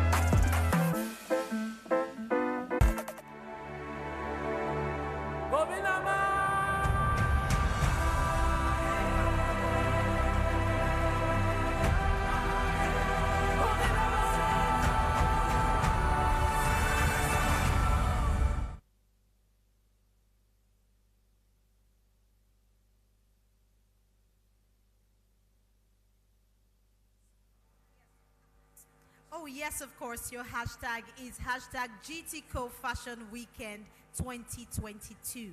Hashtag GTCO Fashion Weekend 2022. You want to use that hashtag when you're sharing your pictures and videos and TikToks and whatever on social media today.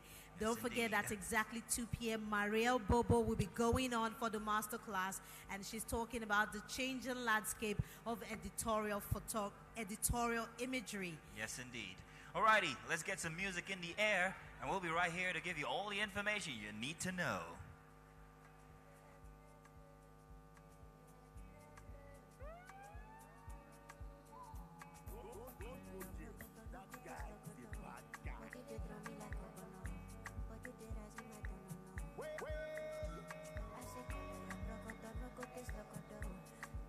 encima pololo.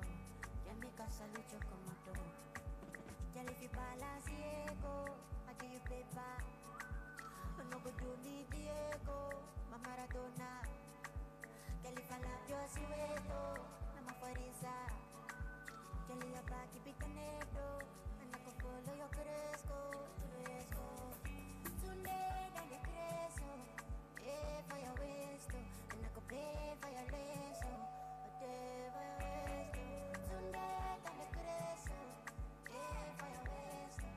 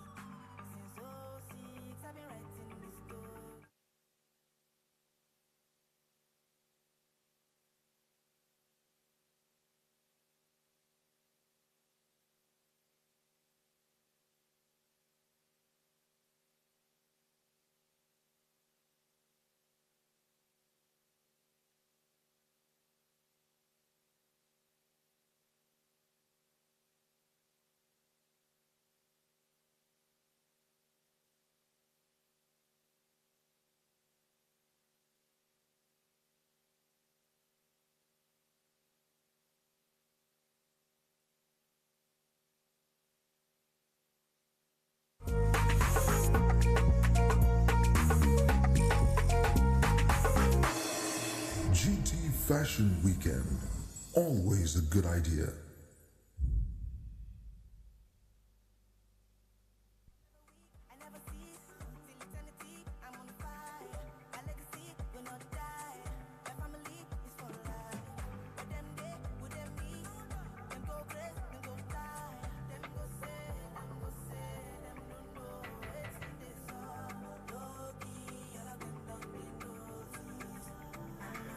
Announcing our very next masterclass for today. Already we've told you plenty about this one, but we'll keep telling you just to get you guys in early, front and center for those front row seats actually.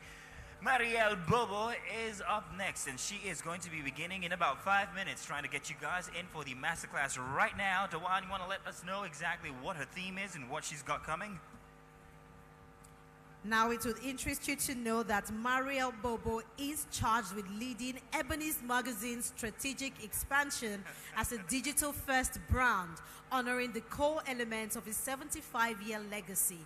And such elements we talk about: innovative storytelling, compelling imagery, original reporting, and long and short form content. And this afternoon, of course, she will be talking about the changing landscape of editorial imagery.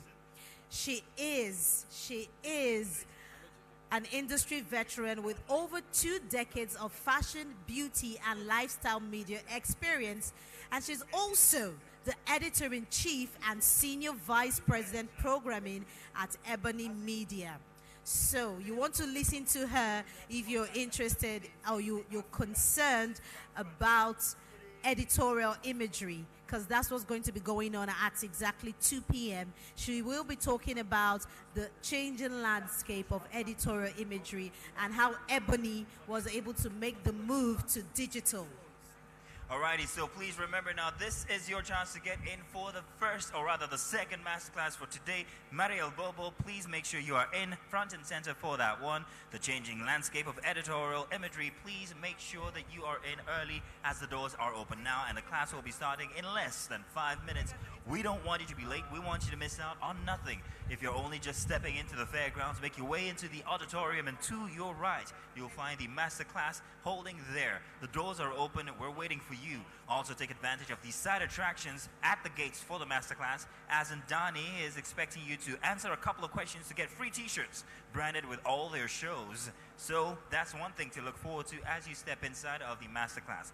Also, on security, would like to let you guys know that please make sure that you have all your items safe with you at all times. Please make sure that your phones especially are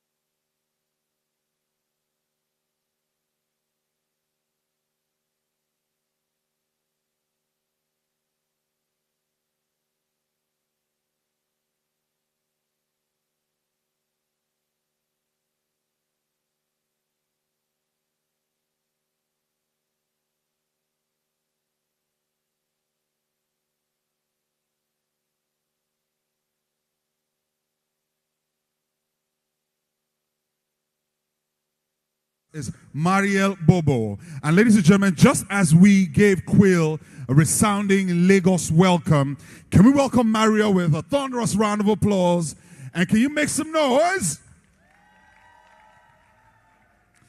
Mariel is a publishing industry veteran with over 2 decades of fashion, beauty, and lifestyle media experience. She currently holds a dual role as editor-in-chief and Senior Vice President Programming at Ebony Media. You know, earlier I was telling someone that to see the caliber of people that you've seen at this Fashion Weekend Masterclasses, you would typically have to pay thousands of dollars to hear them speak. So one more time, can we celebrate GT Co for making all of this happen? Can we just put our hands together for GT Bank, GT Co, for bringing such a very, you know, highly qualified, you would say, list of speakers. All right, her bio is long. I'm just going to summarize. She has appeared on various television shows, including Good Morning America, Fox 5 News, The Today Show, Entertainment Tonight. She was named, listen to this, as one of the 30 most powerful black women in fashion. Come on, come on. Ladies and gentlemen, Mariel Bobo. Put your hands together for her. She comes forward. And closely following her is the moderator of this session, our very delectable and wonderful Nicole Asinugo, who is also a filmmaker, a content creator, a writer, and disruptor in her own right. You're welcome, Nicole and Mariel. Please, can you put your hands together for these lovely ladies one more time? Thank you. Thank you so much for the introduction. Welcome, Mariel. Thank you. Excited to be here. We're so happy to have you. So, with that kind of bio, 2 decades of experience, you would know firsthand what the changing landscape of fashion has been. Yeah. Can you tell us a little bit about your journey and that landscape? Yes. Well, hello, everyone. First off, I want to say thank you for having me. I'm so excited to be here in Lagos and to see so many of you, so thank you for coming out. But to answer that question, it's a long one. But the changing landscape, so when I started out 20 years ago in publishing, I wanted to be a fashion editor, a fashion stylist, and there was no such thing as digital when I began. So if you wanted to work in publishing, you had to be at a print magazine.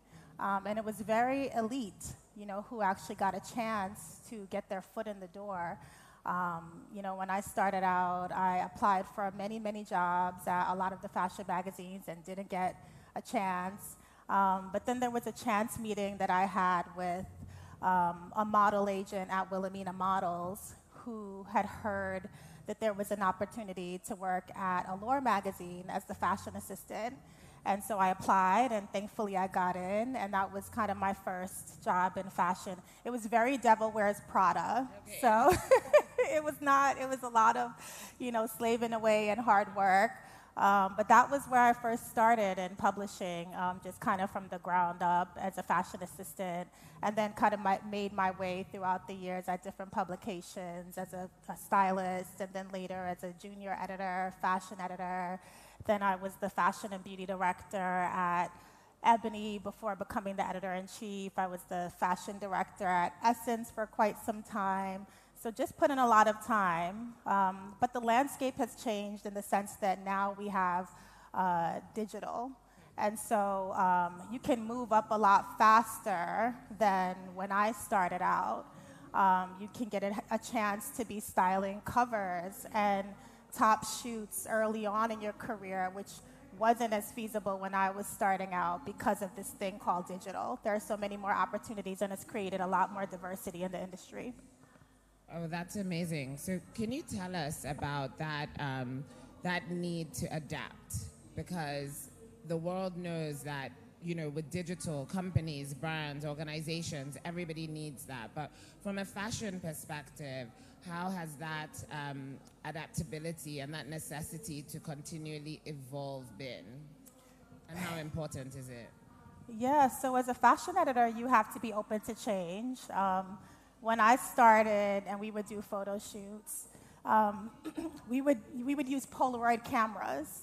So we would go to showrooms and look at designers, and the way that we would determine what clothing we would want to pull. We would have these like Polaroid cameras, and we would take pictures, and that's how we would kind of create our storyboards. Obviously now everything is done on the phone, everything is digital, so that's been a big shift. But a big piece of it is just kind of being open to the change, knowing that that industry is ever evolving. You know, a lot of my peers that didn't kind of make the switch from print to digital either just left the industry altogether or they just kind of got phased out. So really learning how to, you know, work on social media, which was something that I had to learn because I was not a social media person at all. And also learning how to do digital, online publications and things like that, working on photo shoots for digital, video and the importance that that plays in how we tell stories has been a big shift. Wow, that's amazing. And I think just speaking to Ebony and giving that context. So I don't know if you guys know, but Ebony has been around for over 75 years. So now they're fully digital. Mm-hmm. So that is a company that realized they need to either evolve or dissolve. Yeah. You know, and that's been, I think, the biggest exciting piece for me in this role now at Ebony is, you know, the opportunity to take this brand that's been around for over 75 years in print and kind of reimagine what that looks like for digital. You know, we realized that we needed to be able to make that switch in order to appeal to a younger audience. You know, we know that most of the readers today in the digital space are younger, and so finding content that's going to appeal to them, content that they're going to feel resonates with them. The importance of video is such a big piece in the digital aspect of how we tell stories, and so that's been a big thing for Ebony. One of the things that we've been doing is launching these monthly digital covers. So what we did was we took this thing that kind of has a lot of brand cachet for us. The Ebony covers have been around for a long time. And we said, okay, how can we reimagine them for digital? So it's taking the photo shoots that normally would run in the print magazine and turning them into motion, bringing them into life with video and adding interviews and things like that with our cover stars, showing more behind the scenes of the stylist process and the photographer's process to give readers a more exclusive view of how the whole finished product actually comes together. And also building up our social media, that's been a big piece of getting that direct engagement with readers because, you know, everyone lives on their social platforms. So making sure that we're feeding our page with content that people are excited with, and reading the comments from the readers is a great way to know if we're doing something right, if we need to pivot. And that's something that was never, you know, something that existed in the industry before, getting that direct reader contact of seeing the feedback and how people are responding to this content that we're creating. I think that's so great, and I think you've done such a wonderful job in innovating. Mm-hmm. So just even reading about the partnership that Ebony had with Google Pixel on your digital cover, we have a video. Can we play the Black Panther cover shoot?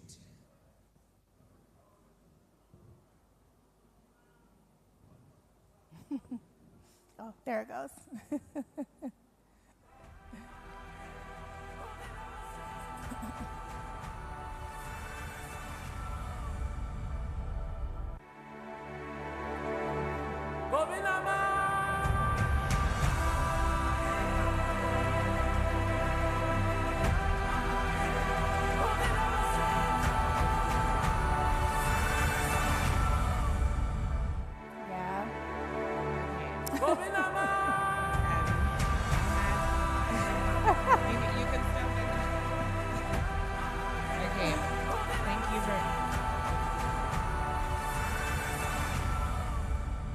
It was so good. We need to just play it 3 times. Yeah, to replay it. But no, like, please, another round of applause. Thank you. Already just goosebumps seeing that. Can you talk to us? You styled that shoot as well? I didn't style that shoot. Okay. We worked with Wayman and Micah, who are an amazing styling duo based out of Los Angeles. They work with a lot of big celebrities, young black team that's doing like a lot of really great things in fashion. So we were excited to do that. But no, this cover was, we started working on this back in January. So it was months and months in the making, putting together this cover with the biggest film of the year, really. And we were really lucky at Ebony because we were the only publication that got the full cast on the cover. So there was a lot of negotiation and back and forth to make that happen. But we were most excited about the partnership with Google Pixel because it was the first time that we actually used a cell phone to produce those cover images. Actually, our photo director, Keith Major, who shot the cover, is in the audience over there. And it was, you know, give it up for Keith, yeah. But Keith is a legendary photographer that's been around for over 40 years. So for him, for someone like him who comes from the world of analog and film, to be working with a cell phone was just such a mind-blowing experience. You know, we thought that it was really important to show at Ebony that we're innovating and that we're moving the brand forward. As you mentioned, we've been around for over 75 years, but we know in order to connect with this younger audience, we need to be creating content that's going to be more innovative and visually compelling. And so, yeah, so we partnered with Google Pixel on their latest phone, the Google Pixel 7, and we used that cell phone to produce the cover images. And I think it was important for us because I also made a big statement about access. You know, typically if you wanted to be a photographer, you had to be able to buy expensive photo equipment and be able to really invest from a monetary standpoint in having certain tools. And with the Pixel, it really kind of changed all of that, you know, because the idea that you could capture images that are on the same level of photos shot with a professional camera with the cell phone, I think just changes the landscape for anyone interested in photography, and knowing that that's something that you can just get your cell phone out there and just take beautiful images. So we were really excited about the statement that made, being able to show how Ebony is evolving and coming up with new ways to look at content capture and how our shoots and fashion comes together. And then we also use CGI and virtual effects and motion graphics on the cover. So it was really important for us to just push the bar, you know, set the bar really high with how the actual images came to place. And we're just so excited about how it turned out. That's amazing. And I think the changing landscape of fashion is actually really about the changing landscape of your mindset. So I think, like, even here, there are a lot of people that don't have access to fancy cameras and expensive equipment, but this is just a confirmation that if you change your mindset, you can do anything. If you can create an image like that on your phone, you know, everything. And that, I mean, work with what you have, you know, because things have evolved so much. I mean, I remember even when I started out as a stylist in fashion 20 years ago, you know, it was all about access to certain brands, right? So, you know, you're styling for certain magazines, and back then it was like you need to be able to pull from certain designers. But if you're a young stylist starting out, you may not be able to walk into any showroom of some of these high-end designers and them allow you to pull clothing. But now, I mean, there are so many exciting young designers that are on social media that you can connect with easily and say, hey, I'm a young stylist, you know, would love to work on a shoot. You can connect with models that way. You can connect with young photographers that way, and just create your own content and put it out there on your own platform. And that's how so many of the new young creatives are really getting these big breaks, is because they're just going out and doing it. And it was a lot harder to do that years ago when I first started out. It really was needing to kind of have that person that's going to give you that first kind of foot in the door, as opposed to being able to just go out and do it on your own. Right. So speaking of going out and doing it on your own, social media, again, has democratized the way we speak to people and given access. Yeah. So for you, I'm sure a lot of people are in your DMs. What advice would you give to anyone who is looking to connect with somebody like you or anybody in the global fashion industry? How do they need to approach you to make that connection? Yeah, so I would say use social media as a tool for sure. It's a great way to make those connections. And I do have a lot of people that slide in the DMs and want those opportunities to contribute to Ebony. But I would say the biggest piece is when you're making that outreach is to make sure that you're ready. You know, make sure that, let's say if you're a young stylist that's starting out and you're interested in maybe styling a shoot for Ebony, if you make that reach out to me, be clear on the ask, you know. So I think it's saying, you know, I'm a young stylist, would love the opportunity to work on a shoot for Ebony, but then make sure you're set up, right? So there should be a website, or even if it's your page, even if it's your Instagram page and it's just highly like curated with whatever your vision, your aesthetic is, make sure that I can look you up and see clearly what you're doing.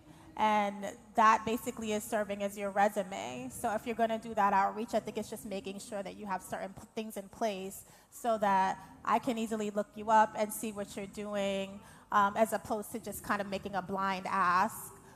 Make sure that certain things are in place and that you also are very clear about what it is that you're looking to do, that there's a real goal. You know, maybe it's not, you know, expecting to style the cover of Ebony on a first run, but maybe it's a chance to work on a beauty shoot. Maybe you're asking if you can produce your own beauty shoot to possibly run by the Ebony team for us to possibly run if we're into it. And that could be that foot in the door that could turn into a bigger relationship.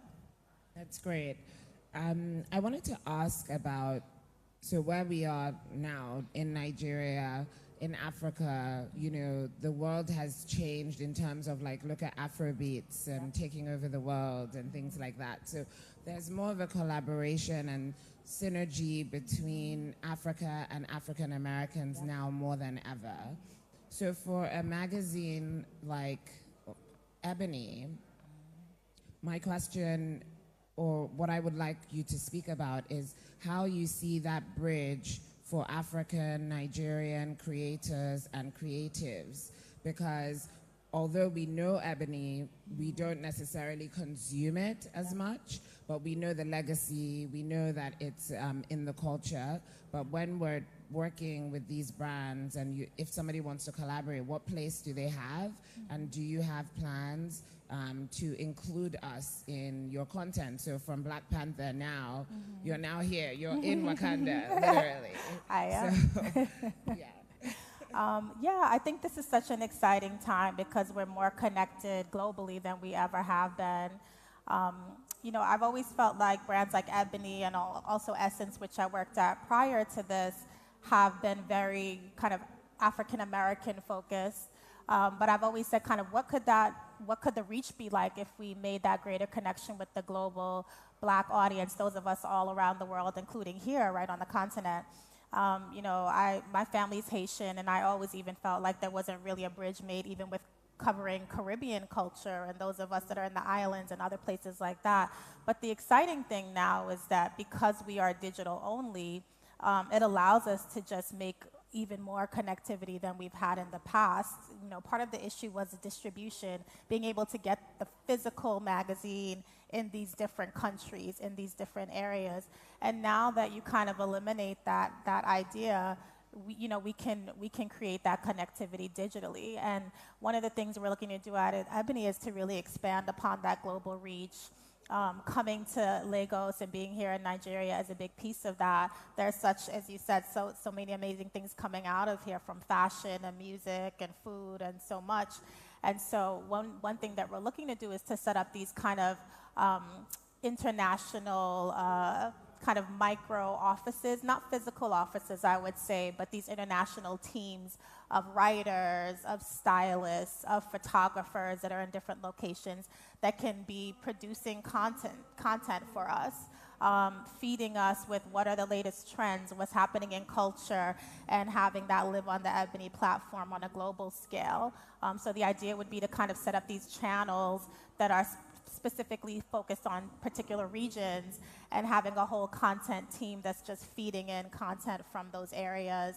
And Lagos is definitely one of the first on our radar. So it's an exciting time at the brand because we're really looking to expand and build that connectivity there on a global scale. I think that's great, and even just by virtue of you being here today shows that that's already happening. So Yeah, definitely. And definitely looking to partner more with events that are happening here. I mean, there's just such excitement happening, and we're just thinking about ways that we can reimagine how Ebony creates its content and the events and places that we show up in by partnering with, events like this. wonderful. Well, I have a feeling that we have a lot of questions, and it's early on, but I feel like if anybody has questions, we could just open it up and actually start so you can engage directly with everyone. Yeah. I see a lot of hands. Can somebody please pass a microphone?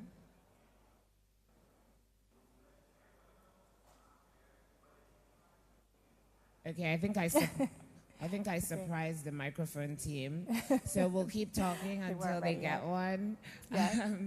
But okay, great. So in terms of the shopping outside and all of the amazing businesses, what kind of opportunities do you see for our Nigerian brands to travel and to be featured in places like Ebony? Yeah, I mean, I would say the opportunities are endless. We're really looking to build out our travel content. We were talking earlier about how there's been this big shift even of so many African Americans that are moving here. So many people are just leaving America and coming here. And so I think, it's really about bridging the gap. But I would say that there's so much opportunity from food coverage, the arts. We definitely are really looking to build into art and have that be a big piece of our content that we're covering at Ebony. But there's really so much opportunity. Of course, fashion. There's such amazing things coming out of Nigeria when it comes to fashion, and also music.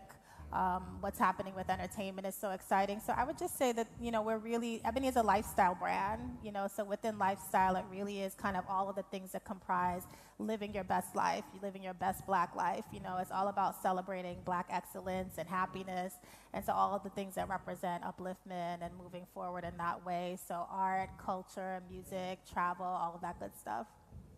Amazing. Living your best Black life. Yes, living your best Black life. I love that. And I feel like a lot of people now will think of Ebony differently. Yeah. Just in general, just hearing you speak about the brand and the vision of the brand, I think that's really helpful to have you here and hear directly from you. Yeah, I mean, when Ebony first started over 75 years ago, it was, at a time when you just didn't see positive images of us, and it was the one brand that came on the scene that showed Black people happy and doing well and thriving and celebrated family and our culture and so much of us that you didn't see captured anywhere. And, we've been able to continue that for so many years. And so I think now it's really about evolving that, taking that same mission, but pushing it forward and finding ways to bring in this next generation that I think are doing so many exciting things with social media. I mean, coming here and seeing all of the energy and all the creativity is such an exciting time for this brand to really just kind of take it to a whole nother level. Agreed. Did we find a microphone? Okay. Any hands? Just go right ahead.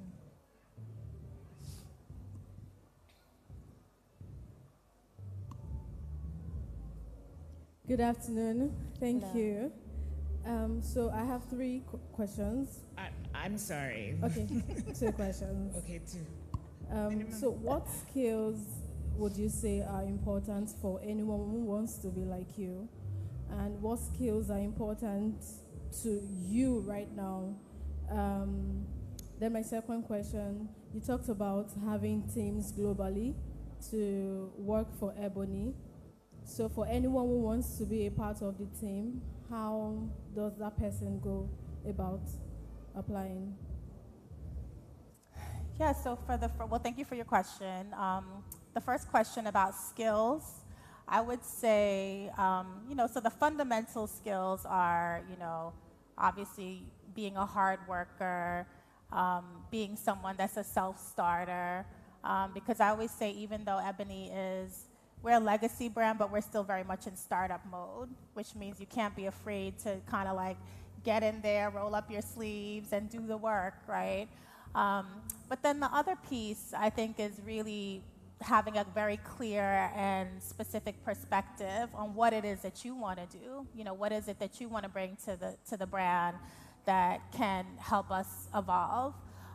So if it's, you know, that you want to write about fashion, what perspective on fashion can you bring to Ebony that's different from some of the other brands that are covering fashion, right? Because there's so much content out there. There are so many other magazines and websites and places that you could write. But specifically, you know, for the Ebony audience, what do you feel you can bring that would differentiate it from other places? So having a very clear perspective on the kind of content that you would want to create at Ebony, and being able to kind of, you know, bring that perspective to fruition with the content that you're creating. And then with regards to your second question about how to reach out and connect, one I would say is social media.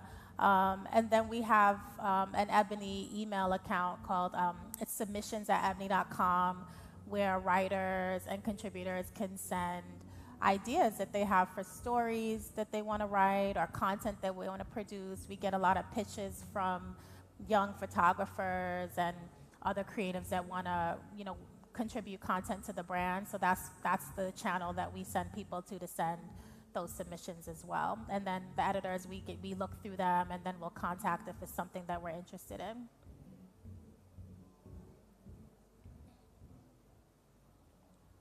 Next question.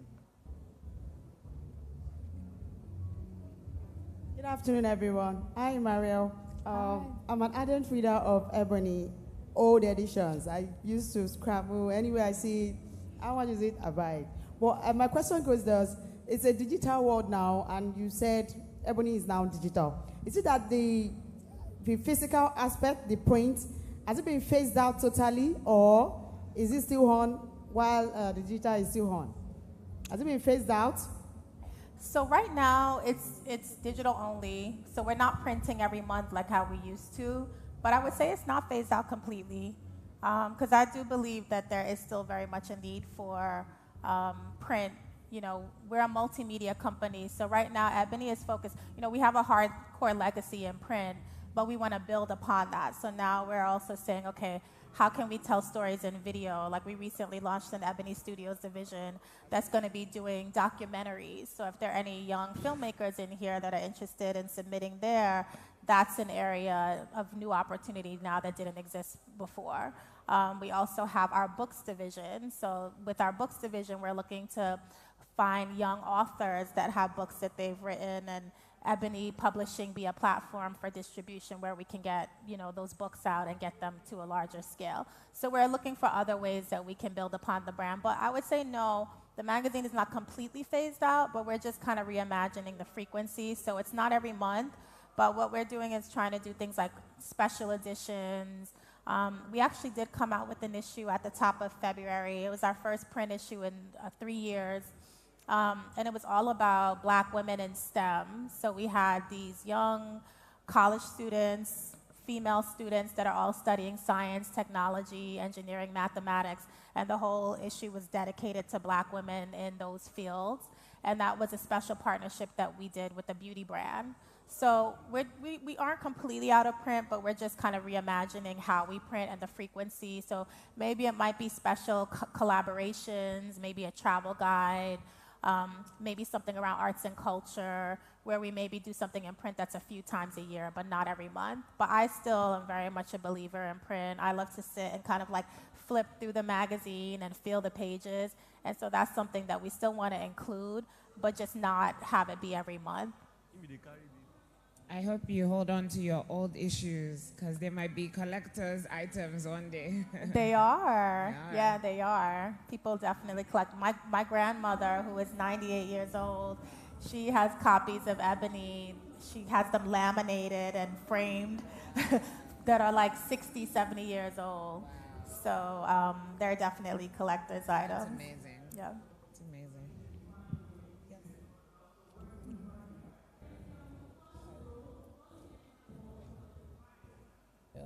Thanks, Mariel.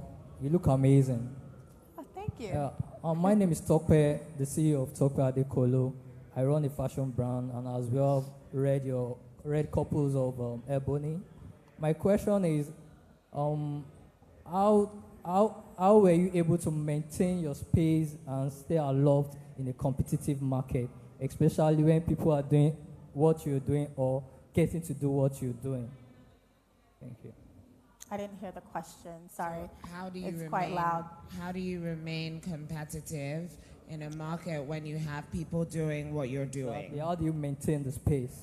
How do we maintain the pace and stay competitive? Well, that's a great question. I think it's the question that all of us media companies are trying to figure out. But I think how I look at it is not being, not getting distracted by what everyone else is doing.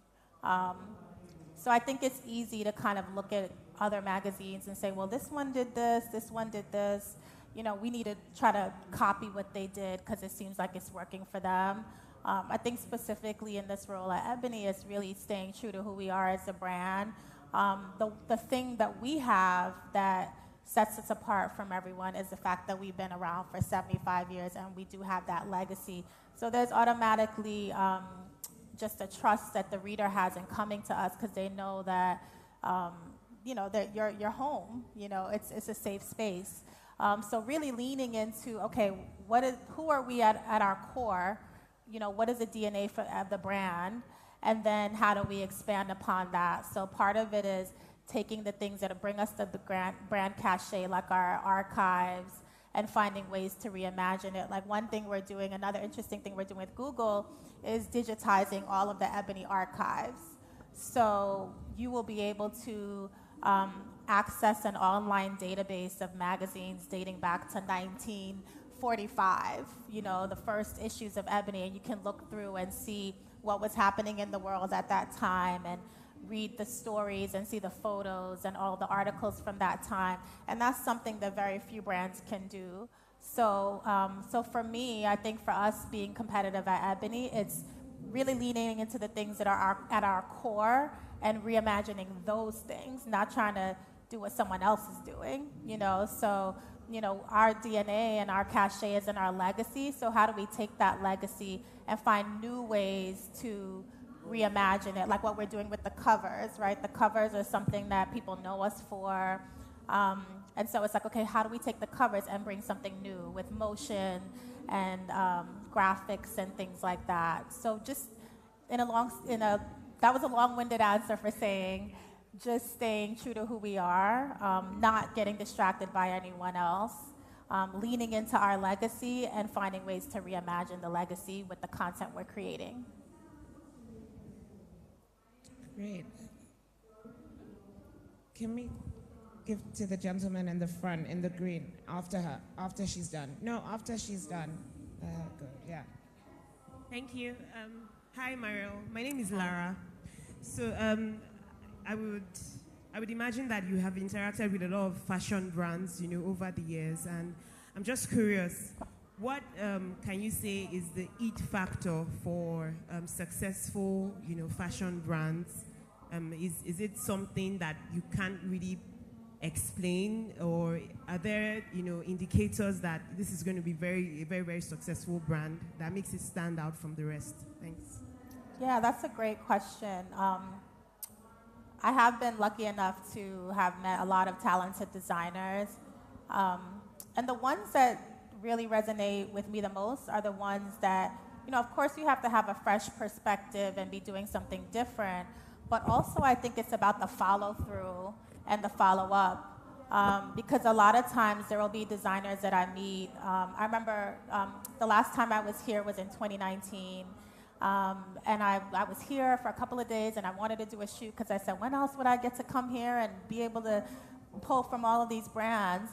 And there were some that I just reached out to on Instagram and said, hey, I'm here in Lagos. I would love to do a shoot. Can you get me several pieces from your collection? I'm shooting tomorrow. And the people who got back right away, followed through, were the ones that I ended up using. So I think there's a lot of talented brands, but I think the follow-up is a big piece of it. Being able to, when you're called upon, being able to, move quickly and show up when the opportunities present themselves. And then I would say the other thing too is, as a designer, you do need to invest in certain things like a proper lookbook.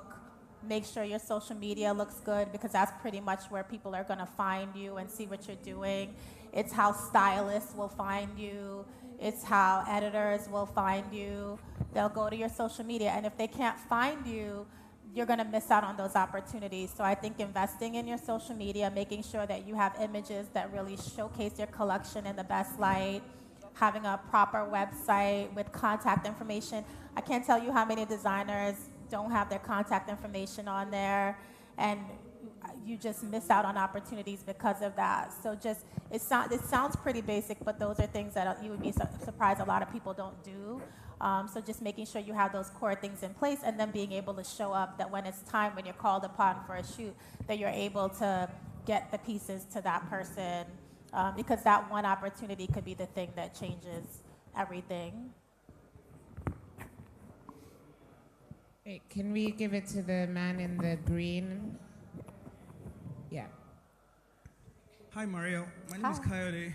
If you look around Africa, there aren't many homegrown publishing houses. Is there any advice you would give anyone really wishing to start one or be an editor like you?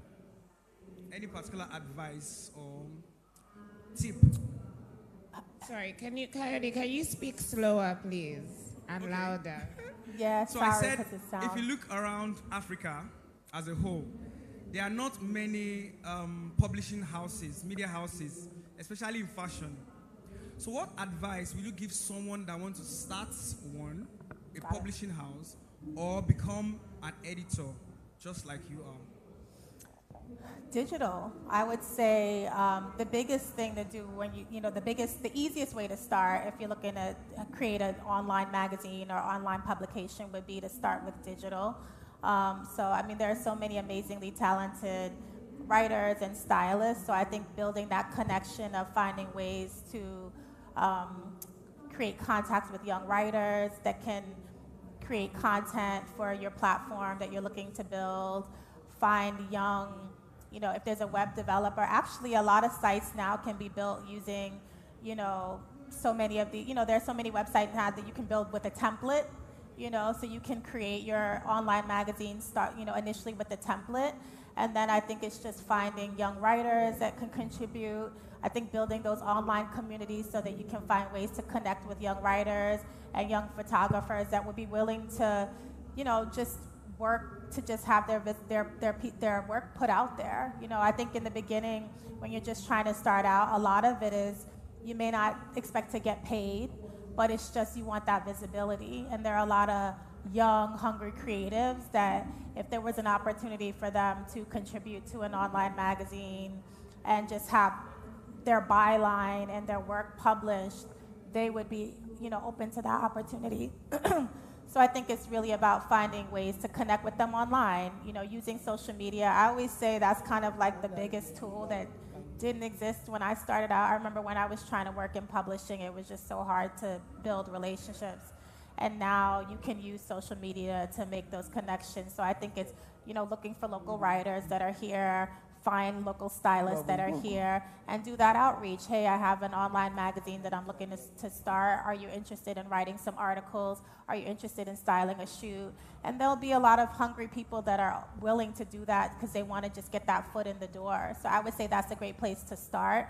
And then once you start, you can kind of build upon that. Thank you. I think we have room for 2 more questions, 2 or 3, depending. Man in the white in the middle.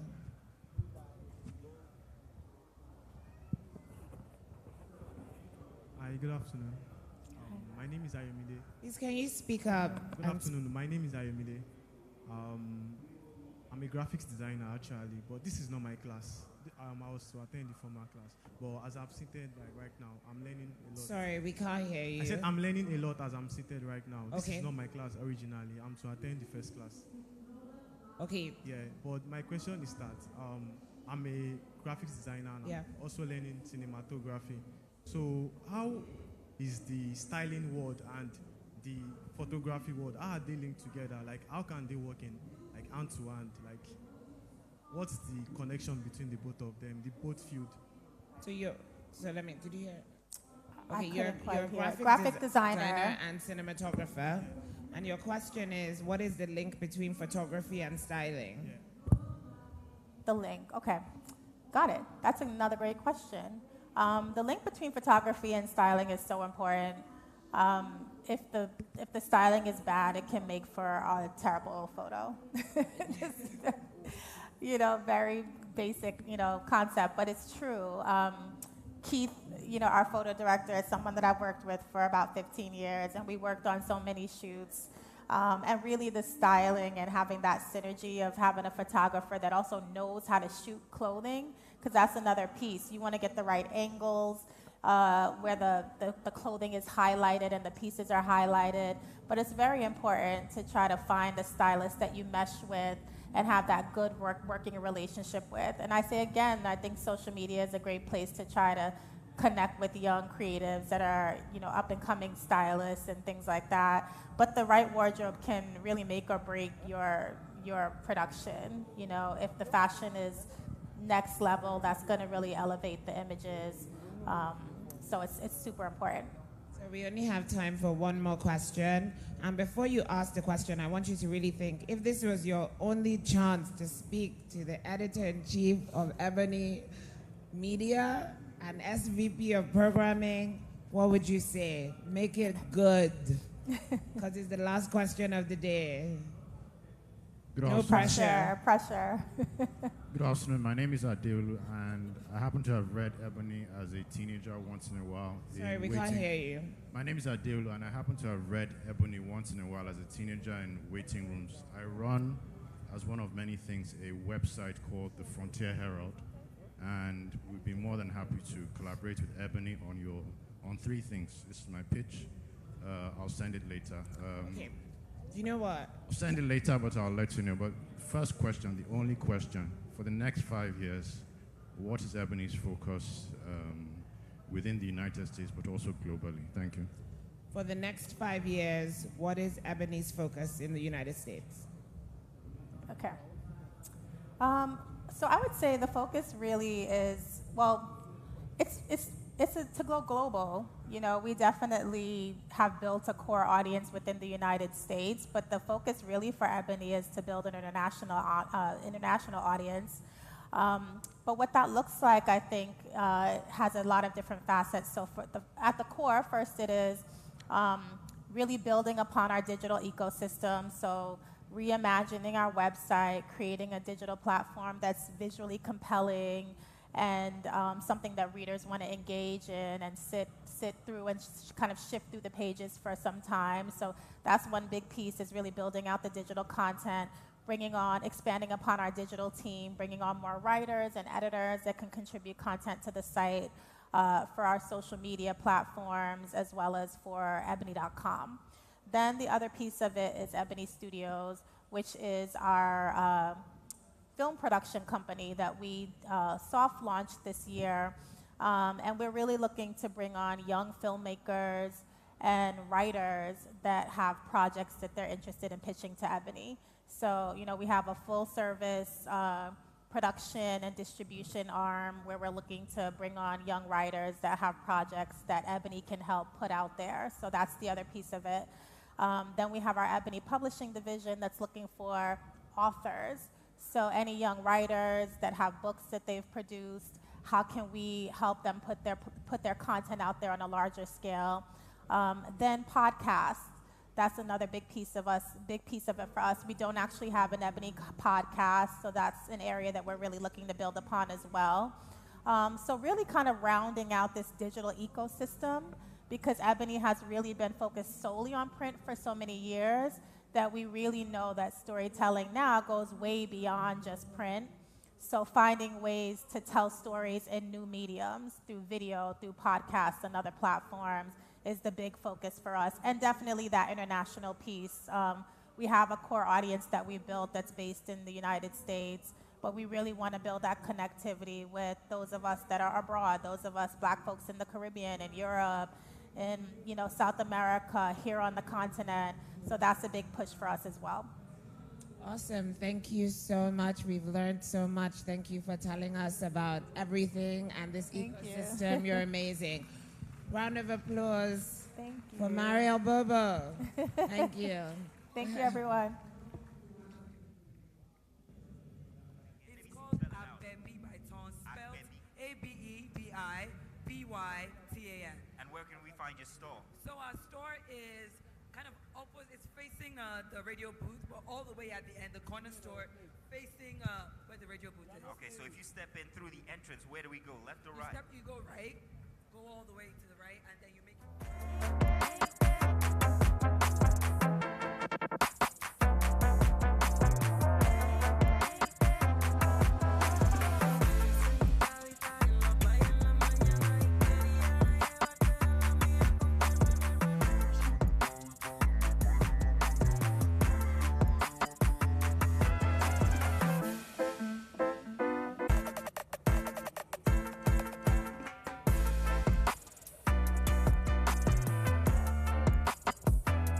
So I don't need to adjust it. They can hear me. Cool. Thank you, babe. Let me drop my... I guess I can take my purse with me.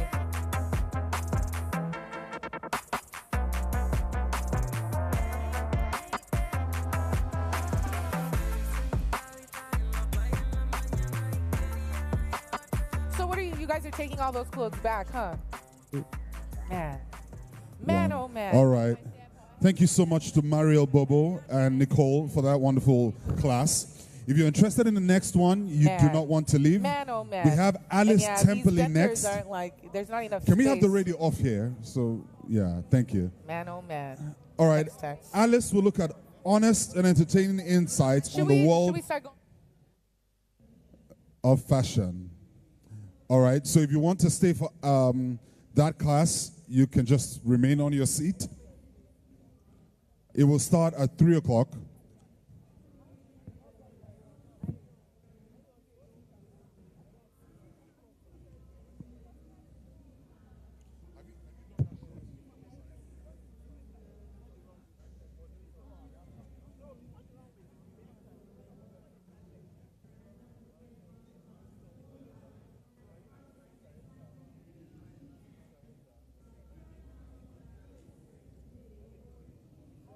Have you done that show that talks about? You should do it now. Yeah. Oh, when he goes off the stage. Oh, just give us a minute. Just give us a minute.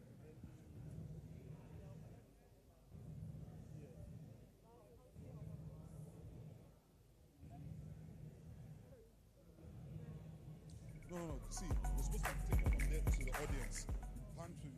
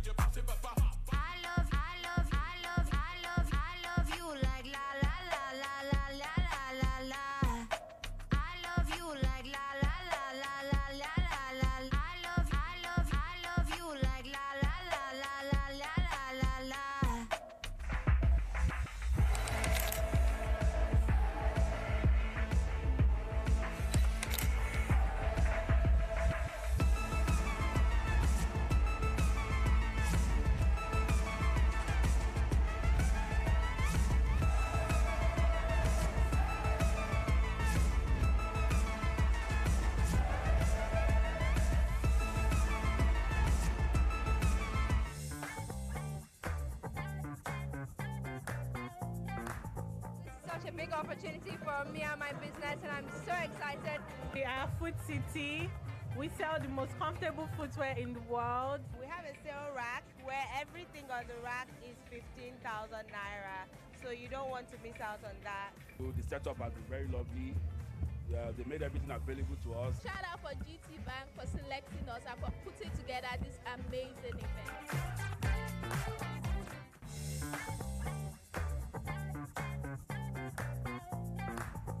Such a big opportunity for me and my business, and I'm so excited. We are Food City. We sell the most comfortable footwear in the world. We have a sale rack where everything on the rack is 15,000 naira. So you don't want to miss out on that. So the setup has been very lovely. They made everything available to us. Shout out for GT Bank for selecting us and for putting together this amazing event.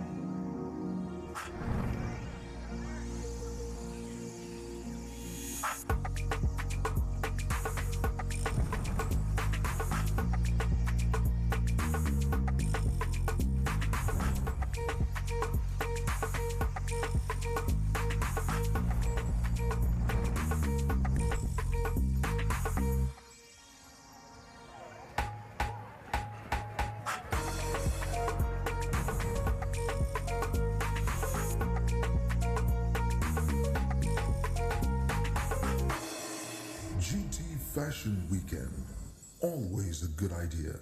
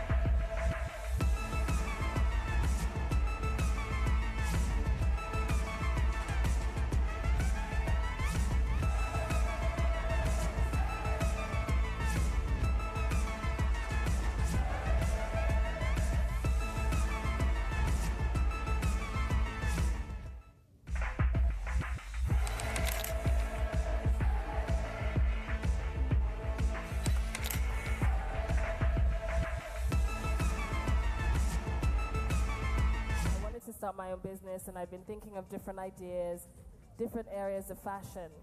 And it was like somebody just turned on a light bulb. And I remember thinking, I can never find a nude bra. And so I started looking online, and I started Googling and searching, and I was like, nobody makes brown bras that work for black women or women with any melanin. And it was like, I was like, that's it. That's what I'm gonna do. So I said, okay, if I know I need to make a bra, I need to find a manufacturer, I need to figure out the colors, I need to find a website developer, all those little things. We all know if our hair is weak, how strong it is, what the needs are of our hair, right? So if your hair is weak, why would you put bleach on it? You can actually achieve a lighter color without using bleach. And if I were you, I would test it in an area that if I don't like it, no one will see it. So like the back. Yes. And then if it's cute, then you can go back the next day, or the next week, I should say, and go ahead and apply the color. All right, We all right. know if our hair is Can we weak. have the radio off here? Good afternoon to you all again, and welcome to our third masterclass for today. We're delighted to have with us Alice Temperley. Can we give Alice a warm, thunderous Lagos welcome? You can do better. Come on, you can do better. I love that. I love that. I love that. All right, Alice Temperley, MBE, is a multi-award winning fashion designer and creative force behind her luxury fashion label, Temperley London. With a modern elegance shaped by virtuoso craftsmanship, extraordinary fabrics, and a resolutely British bohemianism. And we can see that in Alice. Alice was hailed as the designer making the biggest waves in British fashion. Ladies and gentlemen, I think we need to make some more noise for Alice. She has received several awards, including English Print Designer of the Year in 1999 at Indigo Paris, and Elle Magazine's Best Young Designer of the Year award in 2004. She was named one of Britain's top 35 female business leaders in 2006 and Designer of the Year at the Hollywood Style Awards in 2011. Ladies and gentlemen, we have a living legend in Alice Temperley, and she'll be talking honest and entertaining insights on the world of fashion. One more time, please put your hands together as we welcome Alice and Hawa Muken, who would moderate the conversation. Don't get tired of clapping. The clapping should not go like this. It should go like this. Gracias. Thank you.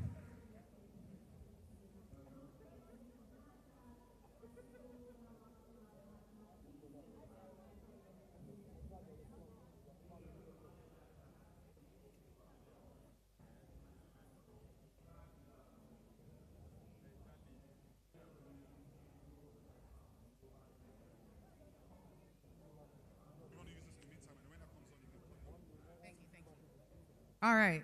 Can you hear me now? Good. Welcome, everyone. Thank you guys so much for joining us this afternoon. Of course, as our wonderful intro said, we are joined by the iconic Alice Temperley. We have a video to show you all, so please be patient and watch along. It seems like we have a couple more individuals getting seated.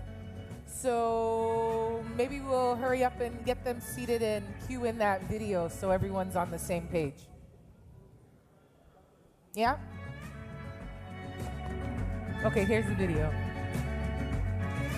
I don't want to wait anymore. I'm tired of looking for answers. Take me someplace where there's music and there's laughter. I don't know if I'm scared of dying, but I'm scared of living too fast, too slow. Regret, remorse, hold on. No, I've gotta go. There's no starting over, no new beginnings. Time raises on. Just gotta keep on keeping on. Gotta keep on going, looking straight out on the road. Can't worry about what's behind you, what's coming for you further up the road. Try not to hold on to what is gone. I try to do right what is wrong. I try to keep on keeping on. just keep on keeping on. I hear a voice calling out for me. These shackles I made in an attempt to be free. Be it for ease, be it for love. I won't take the easy road.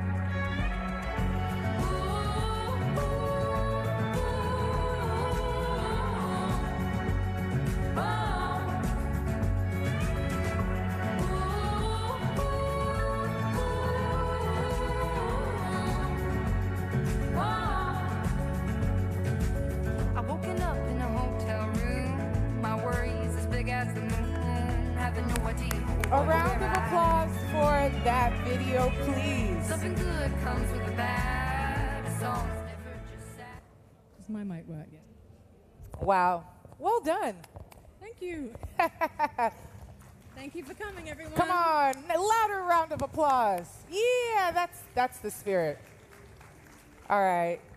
Alice, thank you so much for being here in Lagos with us today. A lot going on in the world. You could be anywhere, but you're here with us. So let's start off this discussion this afternoon. Let's talk about your journey in fashion and exactly how you got your start. Shall we start there? The journey, I shouldn't even be in the fashion industry. I kind of fell into it, not that I haven't worked my ass off for 20 years. But thank you firstly for coming and listening to me. This is a very different audience that I've spoken to. Are we okay with the sound? Is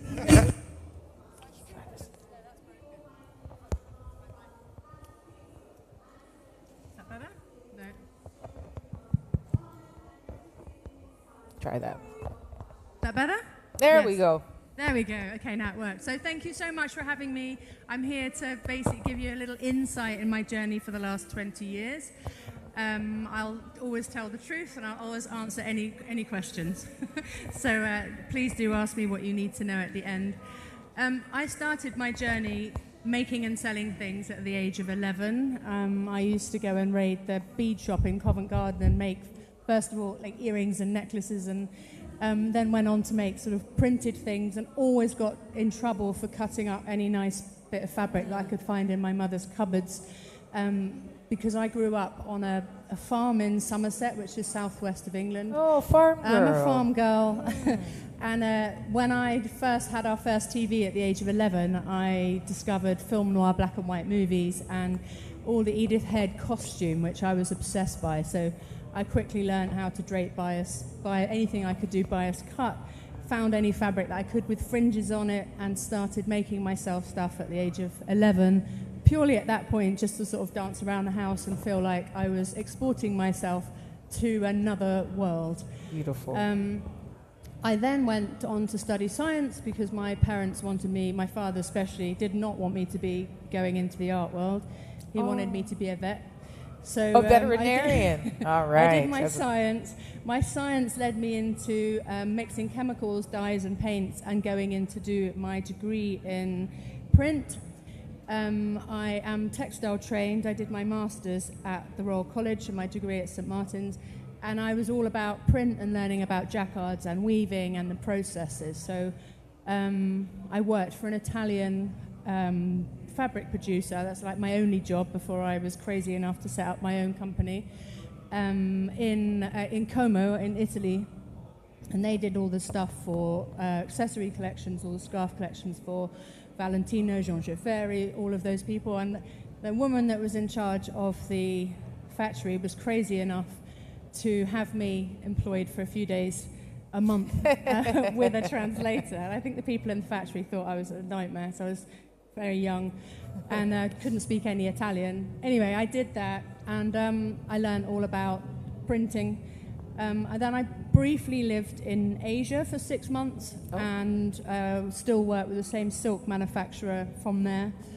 And then realized that to build a brand, because I was making and selling stuff through college to support myself, to build a brand I needed to be in London. And 20 years ago. In fact, it's 22 because I tattooed 22 on my wrist because this is a massive year of change. She's got a tattoo on for her everybody. Yeah, my company logo and my son's name. Yeah, the year 22. So lots of things are going to happen this year. Amen. I've lost my train of thought after thinking about my little boy. That's really cute. It's cute. We're going to get to the kids and all of that first, but you've had an expansive career. Obviously, she's a woman. Yes, she's a woman, very good-looking woman. And we know that the fashion space is, well, it's mixed, right? It's not completely male-dominated, but there's still a bit of a struggle with women trying to solidify their name. Correct me if I'm wrong. And over the span of your of your career, could you give us a couple of your key moments? Like, what are some highlights that you were just like, oh, okay, this is what I'm doing the right thing, and I love it? Oh my God, there's different sectors for that amount of space. There are so many. Your first question of being a woman, it's really challenging to be a woman with children, and I've only got one, and that's probably the reason the industry and the work has taken over the rest of the time. And how old is your son? My son is 14, and he's a grown-up. He's naughty. He's very sweet. He would love it here. He particularly loves everybody's grills, and he's really into all the streetwear. Yeah. But as a woman, yes, it's challenging, and I think the cycle of the fashion industry, which I'm really happy has had and forced its back to be broken through Brexit, which was a nightmare for British brands, horrific for sort of exporting and currency and warehousing and distribution, and we had to really jump through some hoops for that. And then obviously the effects of COVID and the war and everything else, the demands that this industry normally takes, and then what is taken out of us over the last 2 years, juggling what you need to do to try and survive, and then obviously making sure you've got enough time to look after your child, in my case, but other women, children. And my I don't look, that's been given. I can take a month off, I think. My first ever month off is coming up, I hope. You deserve as it. needed after the last 2 years of jumping through hoops. But yeah, I think the highlights going back to that was obviously my first show in 2002. 2002? I'd never been to a fashion show before. Oh, wow. I had amazing support. I had the biggest girls in London walk for me at that time, and I think everybody really supported somebody who was very young and quite innocent, making things that was kind of something that I just made because I loved it, and I was hand making and doing most of the things myself at that time. And we still design all the prints, all the embroideries, all the fabrics to this day. But it had amazing support. And then obviously we had a big piece in English Vogue, massive piece in American Vogue with Anna Wintour's support. And then the Queen gave me a medal, and when I got that letter from the Queen's the palace, I thought it was a joke. Because I know, because ladies and gentlemen, sitting before us is the member of the British Empire Order. Member of the British Empire, yeah. A member of the British Empire, and that's like the equivalent to one of the national awards that we have here. So please give a round of applause for Alice Temperley, MBE. I didn't deserve it, really. I mean, to be come on, of course you dresses, did. You don't really deserve a medal. But I was really happy. I did think it was a joke, and then I realized it wasn't, and I was quite surprised. I still am surprised, actually. That's really awesome, because you have to be doing quite a bit to get the attention of those who are giving awards. Even though you feel like you're not doing too much in your own circle, you're obviously getting the eyes of the important people. I mean, you were talking about Anna Wintour. You've done Vogue America, Vogue Europe. Pretty a big deal. We've had amazing support, and we've had amazing support we've never paid anybody to wear anything, so all the women and the muses that you've seen at the end, most brands will court people, or all the super brands obviously pay everybody to wear stuff, and everybody's got their contracts for their watches or their perfume contracts. So we've been incredibly lucky that people have been really supportive. Yeah. And the first ever collection that I ever showed, I stitched myself, I printed the fabrics. I remember I was staying in a hotel at the time, and I had a roof that came off my car, and Wait, what? Your roof came off your car? No, it was a convertible. Oh, but, makes a sort of tatty vintage convertible, but I remember I used to go to the Royal College where I did my master's. Right. And they let me use the facilities in the summer for my presentation in September. So I hand printed all the fabric myself. Then Wow. I went back, and in this hotel room I stitched all of the first collection with a friend of mine, and then used a few London manufacturers as well. But they thought I was so sort of, every time I turned up with a car and bolts of fabric out the side and like dyes all over my hand. They're like, she's really involved. And then for the first fashion week, they gave me the first room to show in, because they were like, wow, this is amazing, it's been made here in this hotel. And that was with quite a few other names within the industry. So I had a great adjacencies for the first time, and that's kind of how it started. But when I was doing my training, I was always told interiors, or I should have probably done photography or interiors. It would have been a hell of a lot easier than being in the fashion industry, especially now with everything from when we started to now.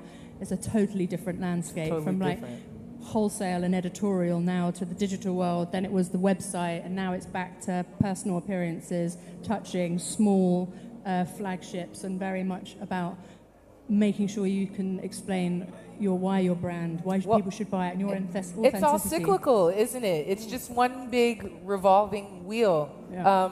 And you've had a lot of ups, clearly. We were celebrating your ups, but you're a human being, right? You're a woman.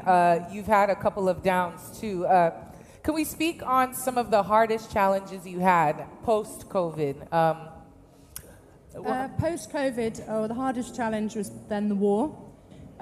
We sold to Russia. We were told by the British Fashion Council not to ship anything to Russia, obviously. How much volume were you selling to Russia before? Enough to damage the cash flow quite badly. Okay. So then we had to absorb all of that stock and sell it through other channels, but that's just another blow. And obviously energy prices have gone up. Cost of manufacturing has now probably gone up 25%, which is a huge cost.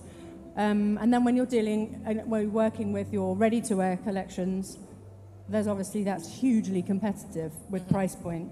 So what we're doing now is coming out of being fully wholesale. We'll only work with select wholesale partners across the world. So we work really well with wholesalers in Dallas, Florida, a few in England, a few in Europe. Our second biggest bridal market is actually Japan. So we'll pick our key points and we'll just work with them for wholesale. And the rest of our business will be me making what I want when I want. That's awesome.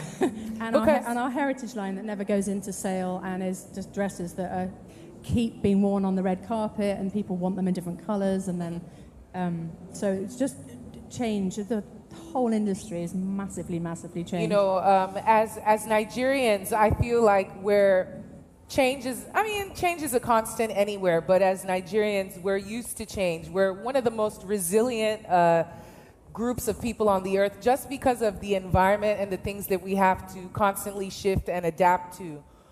In the last couple of years, we have seen the same happen to the Western world. We never knew that the West had to shift and adapt. You know, you guys have a cost of energy, cost of living crisis. There, you're queuing for fuel. You guys don't have heat and cold. You know, there's all these things that we never thought would happen in the West that are happening now. So I'm sure you never thought those things would happen, and now they're happening. How do you keep your mental together? Because sure, you're losing money. You're definitely losing money. I'm sure you had clients in Russia who you had connections with. Now, if all of those are cut off because of the politics, and you know now you're paying more to produce your material, you know prices are going up. What is it that you do to keep yourself grounded, make extra money, and not lose your head completely? Well, the losing the head completely is really hard, because you're like spinning about 1 million plates, and sometimes I do feel like I'm going completely mad. But you just have to basically take, at this particular time, one day at a time, and be really, really nimble to move very quickly, and not to just assume all the processes that you knew before were the right ones. And kind of navigate your way through. So what I first did when COVID happened is we had a London office, which was probably about half the size of this room, which cost us a fortune. And I found somewhere in my local village near my home, because I couldn't travel to London, which was 35,000 square foot, so probably as big as that green thing out there. And we're slowly doing it up for our atelier, for our library, for a private place for people to come and have bespoke experiences. We have a bar in there and a bakery in there. So we're trying to create the world, and that's where I am now, based in Somerset. And it's a very beautiful building. So they have to take the positives out of everything that kind of goes wrong. And you think, well, if I sit here and I don't move quickly, I'm just going to fall. Yeah. And I'm like, I fought for so long to kind of keep the company alive, go through the first recession, go through all of these different things, that to kind of give up because somebody else is having an awful war. And like I've got lots of friends in the Ukraine that make my hats that I always wear, and they're still sending me hats whilst being shelled, and like they're not giving up. So I'm like, I'm not about to give up. The Ukraine is but it something else. And it just, when you have to think, oh my God, this is making me go mad. There's so many people in such a bad situation at the moment. Yeah. And it is terrible. That's what's happening with the economy, with people so many people in England can't eat, and that's not normal at the schools there.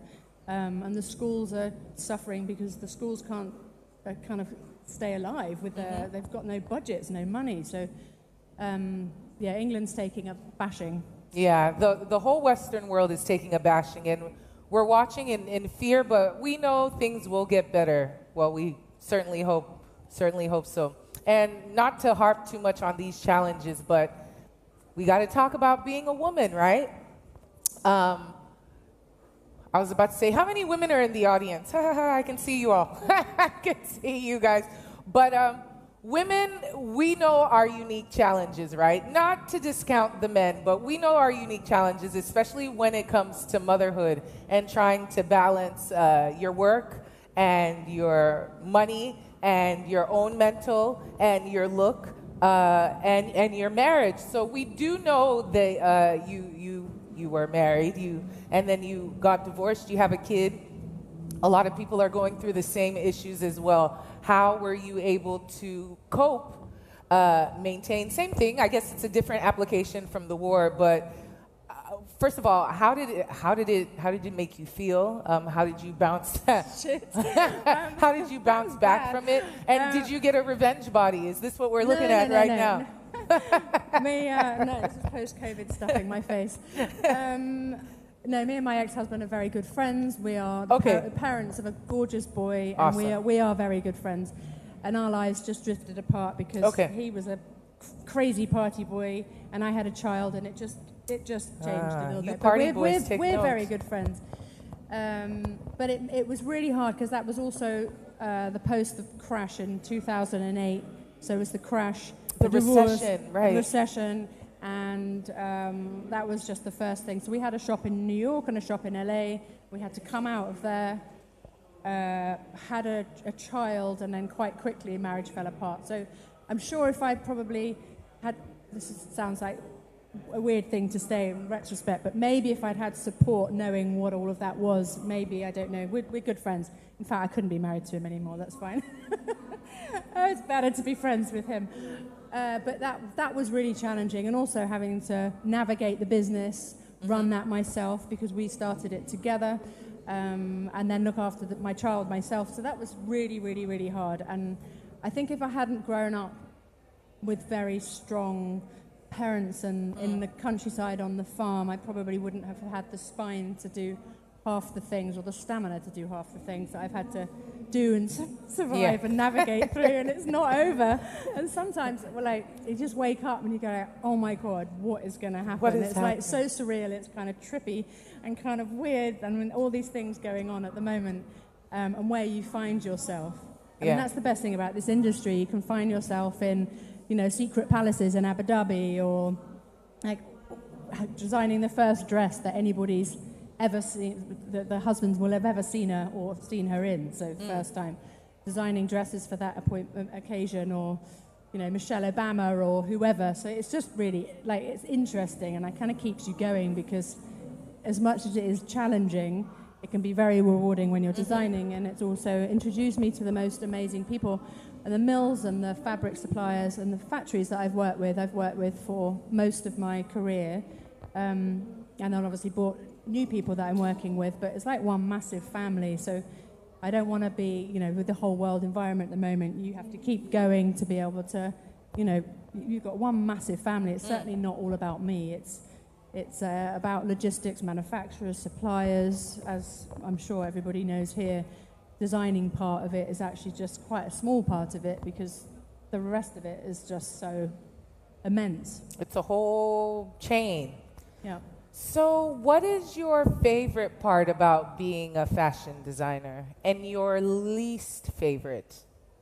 Least favorite is the cycle, which is the hamster wheel of season after season, wholesale, the sale cycle. It takes you a year to work on a collection, then it goes into the store. It has to be in there that week, or for those within that window, and then at a certain time they'll put stuff on sale, or department stores will demand some kind of exchange sometimes, and you end up feeling like you're working for all of these people, whether they're in the Middle East, America, England, Italy. They'll all have their different demands on what they want. So I've just decided to say, right, that's it.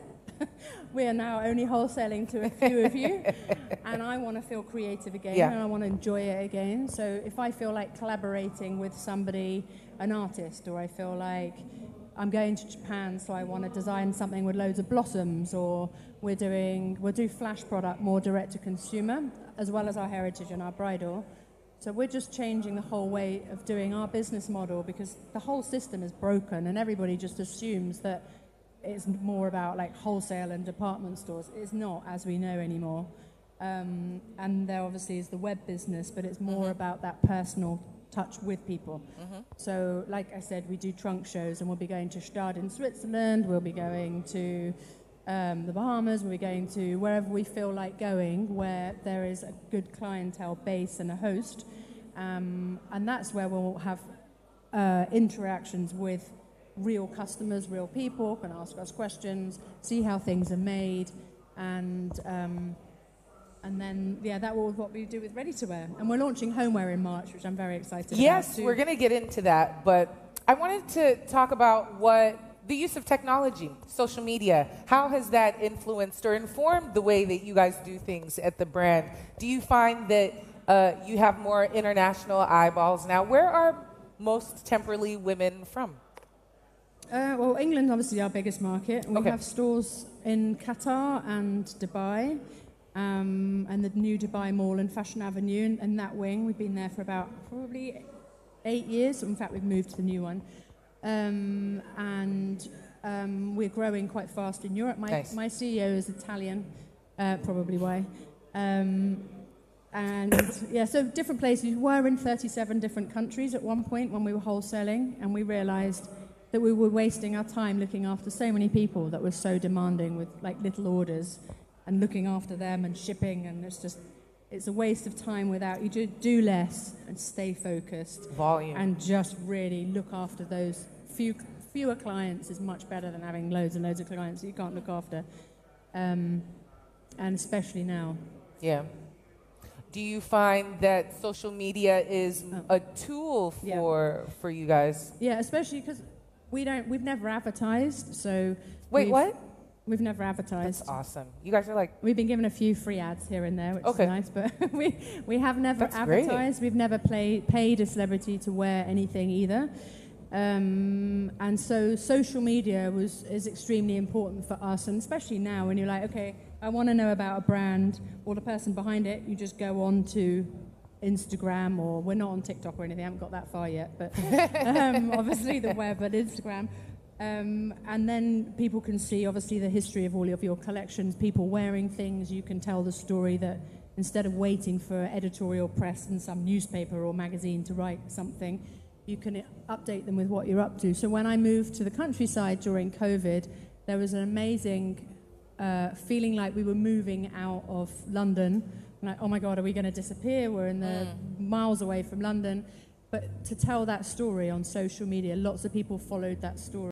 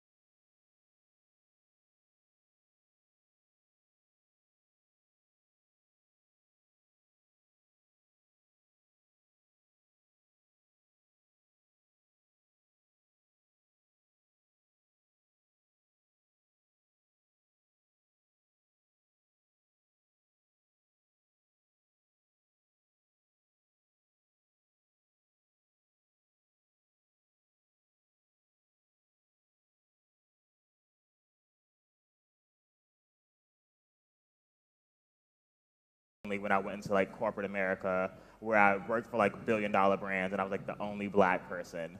And that's kind of what also led me to start Black. Take us through some slides, so you can tell he's a real academic. No, I love presentations because they're like just like I love visuals. Yeah. But yeah, like when I started Black Fashion Fair, it was like definitely about like creating access and resources, but also creating something that documented Black fashion as it was happening today.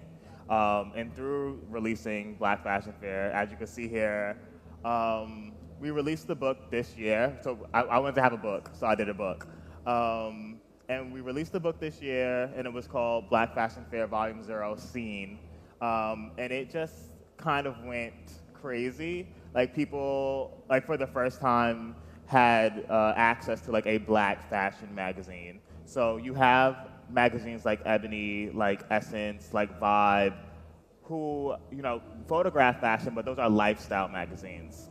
We didn't have a actual fashion magazine. And when I was creating Black Fashion Fair, we can go, you can go to the next slide. Well, when I was creating the magazine, I wanted it to be like the most fashion, like you could like the undeniably like fashion type of thing. So like we shot with a lot of like young photographers of color. We worked with black stylists, black hair and makeup, black set designers, black nail techs, black stylists. So I don't know if you guys, you can go to the next one. I don't know if you guys were here earlier, but this is one of our covers. It was photographed by ABDM, and it features Aaliyah. She's wearing Pierre Moss Couture. And Kirby, who is the creative director at Pierre Moss, was the first black designer to be invited to do couture in Paris. And this cover is so important, and it was so important to me to photograph because even though it was such a historic collection, even though it was such a historic collection, a lot of magazines didn't pull it. They didn't photograph it. And so it became a thing of, well, if these major publications are not photographing like this historic collection, I would do it myself. But also, like, I come from like FIT, so I come from like a background of research. And I know how important it is to document and preserve things as they exist. Because let's say 10 years from now, I'm doing research and I'm looking through the archives of a magazine, and it's gonna be like a Vogue or something like that, and I don't see this collection, right? Just like that, it doesn't exist. So now we have like a cover, you know, in the whole spread inside the issue that lets people know that it exists. And like we have a conversation with Kirby inside, and I asked him, I said, what is couture? So I asked him, he's like, whatever I say it is. And I think as black people and as black creatives in fashion, it's so important to set your own standard of success and to not necessarily dictate your career by like European standards or like even the standards of society, but what does success mean to you? So yeah, I was very excited about that. And then we could like pull up some other slides. Yeah. Can we see the next slides, please? Thank you. So these were the remaining covers. And then we have, you see like on the first one is Maria Burgess, photographed by ABDM. And Maria was the first black Victoria's Secret angel. She's a supermodel in her own right, and she's on the cover. And then you have another cover shot by Amber Pinkerton, who's like a wonderful young black photographer based in the UK. And then lastly, you have Joan Smalls, who is one of the biggest black supermodels in the world, shot by Quill Lemons, who had a talk here today. He's right there. But like, it was incredible to start this publication and have supermodels on the cover.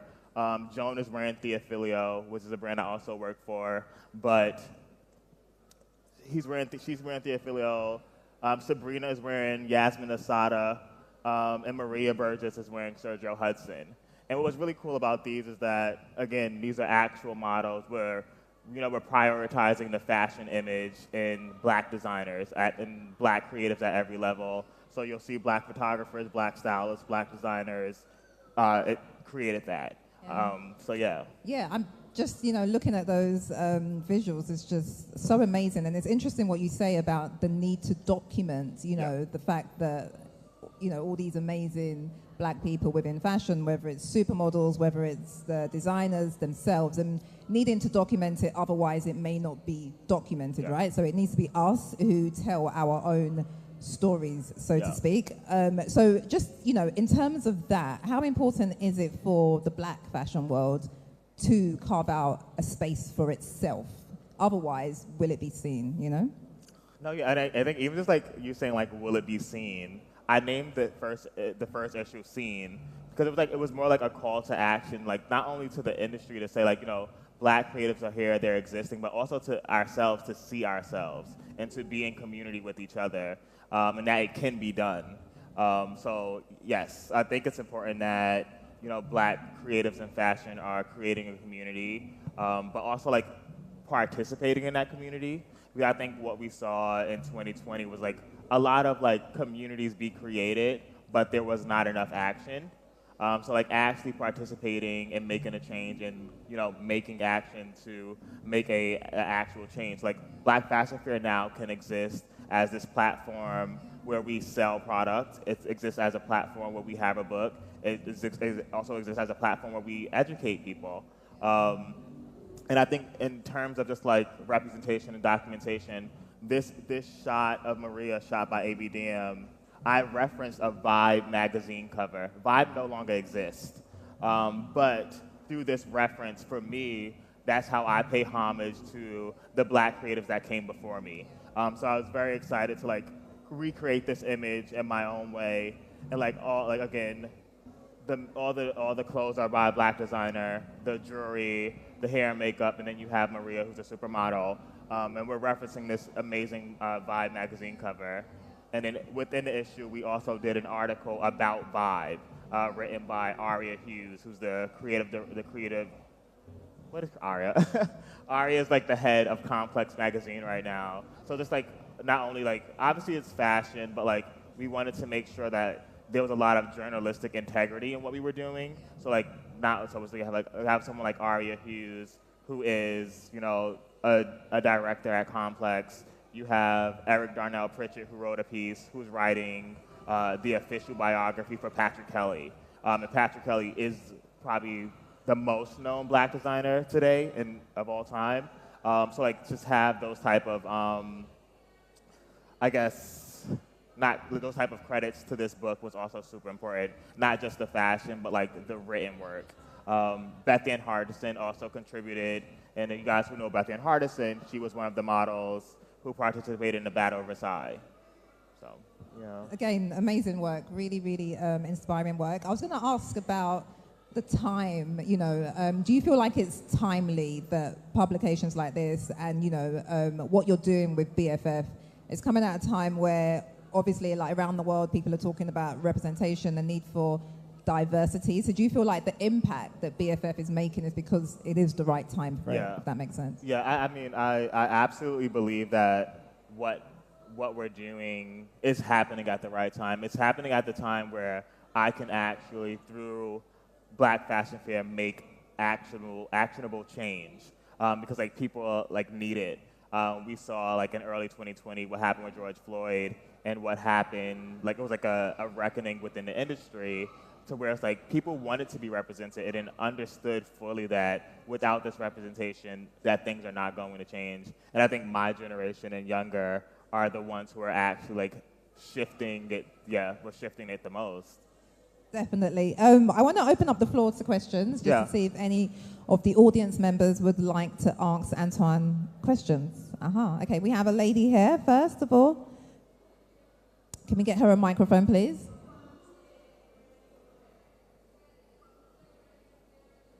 Do we have a microphone on the floor?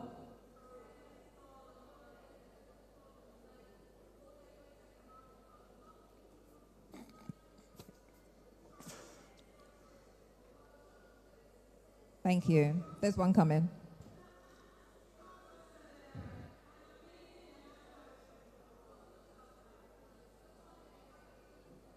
Guys, can we get a microphone, please, as quickly as possible? Thank you. Yeah, she's there. No, the lady at the back, please, wearing the white top. Thank you. Hello.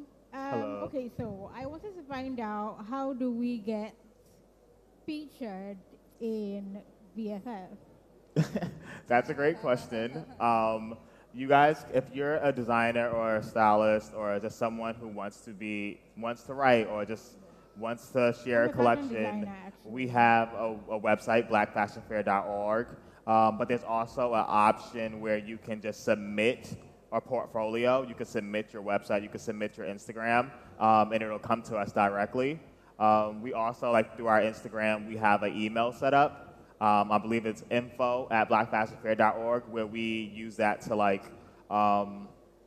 if people reach out to us, we just use that email directly. But the best way to do it is definitely to go through the website and then submit everything so that we can have everything all together for review. We also have, obviously, our designer A to Z. So you can, if you are a designer, you can submit to have your name added to the database. And then, yeah, it's just the same process. Just use the website, blackfashionfair.org, or use our Instagram. Follow us on Instagram. There's always new things happening. Or subscribe to the newsletter. Thank you. You're welcome. Thank you. Okay, I've got quite a few questions. Can we come to the gentleman at the front, please? Thank you. Hello. Well. Yeah, I'm Hi. Skywalker. I'm Leo by name, and I'm a sportswear business person. Sport brands. Yeah. Okay, so I want to ask, what is the possibility of having international brands who, like yours, I'm sorry. come develop? You have to say it a little louder. Sorry, I'm saying, what is the chance of having an international brand like yours give more, shall I say, opportunities to business people that actually are not up there yet? Yeah. Well, I think I'm gonna say he's asking do you know it?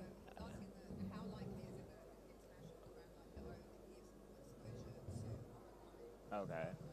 Well, I think because black people exist everywhere, and almost everywhere we don't have enough communities, for Black Fashion Fair to exist, I think it was a bit easier for me because I was reaching people kind of where they were. And it's a lot of what we do is digital, but when we dropped the book, I had global shipping. So people all over the world bought it, but it's because I told a story that all of us in some way could relate to. And I think when you're starting a brand, you have to be cognizant of just who your community is, and figuring out really good, really interesting and intentional ways to reach them. So if I want to reach a designer and they're in Nigeria, it's just I can simply tweet that, and because of how global the internet is, I'll get a bunch of people, a bunch of designers who are interested, just because I met them where they were. Okay, and secondly, I got inspired by this movie, Sneakerella by Disney.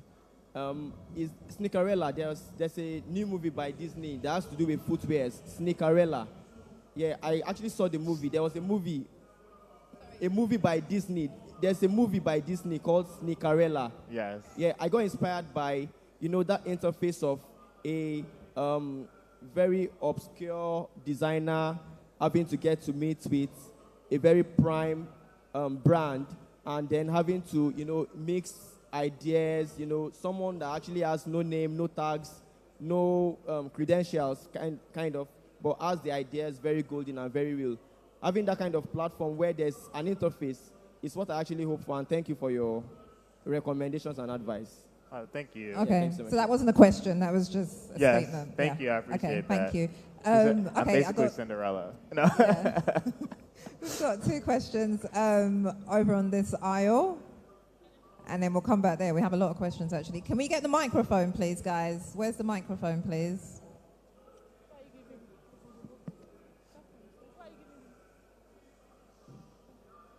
Hello?